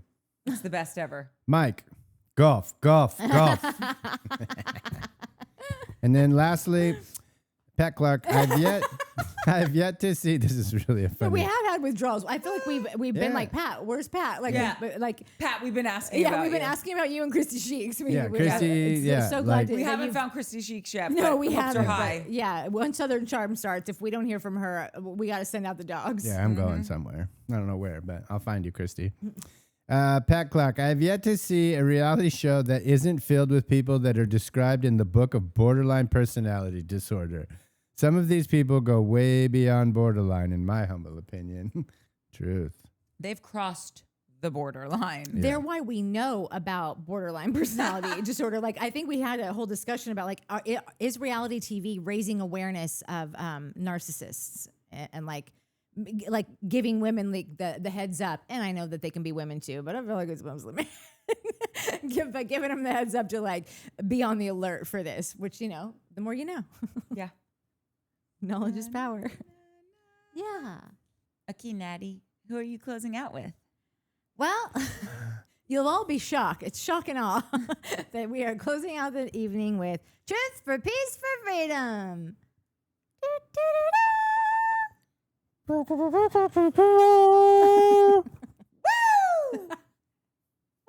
The one. That's it. Okay. It's interesting that some of the most difficult women like Tamra and Ramona, women who completely railroad others, have a daughter or daughters that put them in their place. It adds some balance to the universe.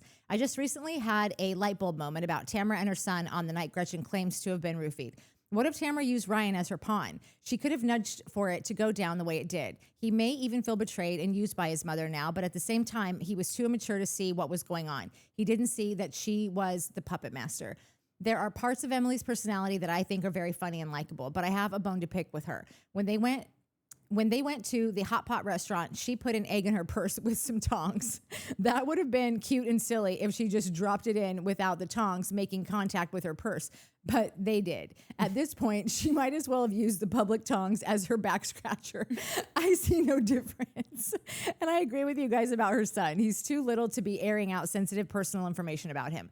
She doesn't want to go down the path that Tamra is on, where she has a child that refuses to talk to her in adulthood because she's using him for a storyline. Beware, Emily.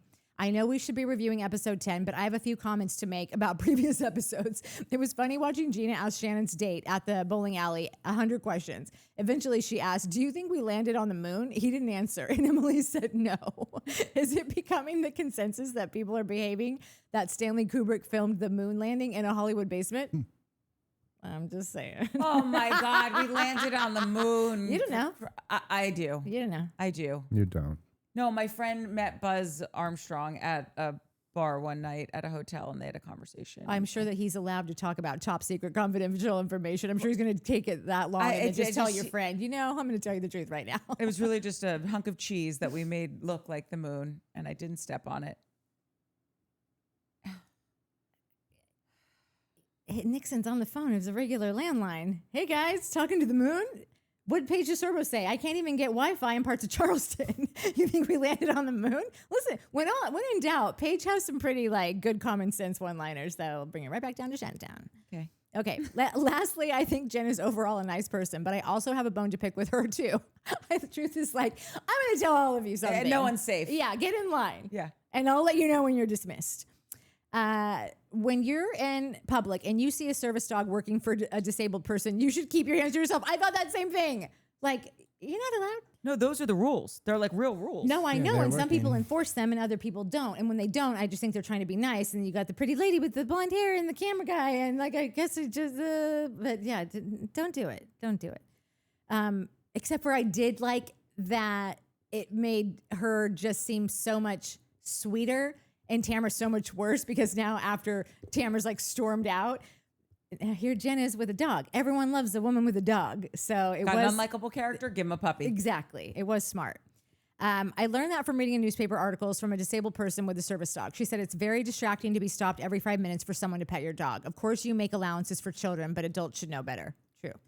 Truth for peace. Oh, and about Point Break. It's definitely a cult classic. I can't say that I have one favorite movie. My top movies change from month to month. Right now, it's The Shining, A Clockwork Orange, 2001, A Space Odyssey, and Eyes Wide Shut. Damn. You're in a very Kubrick, Stanley Freaky Kubrick. Yeah. month you're having. Yeah. I'm on a deep dive to see how all these movies have secret meanings that weave together. Great. I love all that. Let us know. Yeah, but I'm also good. I'm saying how long? This is 4 days ago. I wonder how much of it you've gotten through. And when you need a break for a good time for Beautiful Girls. If you haven't seen it, watch it. It's lovely. I feel like I already told her that. And if you haven't done it, it's time.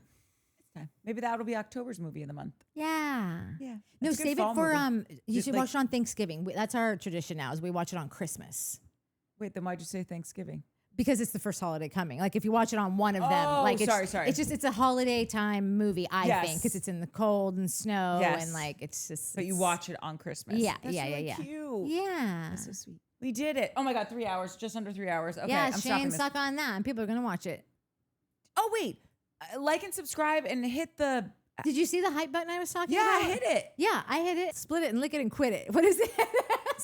No, it's lick it, suck it, slam it. Or No, lick no, it, it's a song. Oh. I hit it and split it and I hit it. No, I lick it and Well, I just split it do and all lick it that. and hit it and quit it. After the ride, put my clothes on and walk outside. And before anyone has a chance to speak, I say, yo, don't say nothing. I guess I'm just a freak because we're the freaks of the industry. I love when you sing to me. Do you not know that song? No. We don't have no hypes. I hyped you. I hyped. We've got 0 hypes. No, I hyped. And I did the extra 2,000 points because we're a small business or whatever it says. Yeah, I hyped. Oh my God. What? This one has 33,000 hype points. See, we're hyping. What one does? The last Orange County. What does it do? If We anyone got- knows what these hype points do, all I know is I think it pushes the video out more. But That's what they then say. again, I haven't seen You know that who really knows? happen. ChatGPT. Let me tell you about my best friend. Okay, like and subscribe Yeah. and hype that shit. Yeah. Is that what you're supposed to say? Smash that like. Oh, I can't do that. You gotta do. It's like the old school YouTubers would say it. Like the fucking kids, like gamers. Smash that like. There's an episode of The Golden Girls where they fly somewhere to play this game called Grab That Dough. And you get one of those like wind chamber things. And the saying is, grab that dough. So I could smash that like, grab that dough. Anyway, like and subscribe. All the things. I just feel like something's in there that needs to just, you know, after you do it, you breathe differently. Everything looks brighter. Oh, only my left nostril's working. Look. I need someone to crack so my right one works. Oh my God, that was hilarious. Okay, love you. Bye. Bye.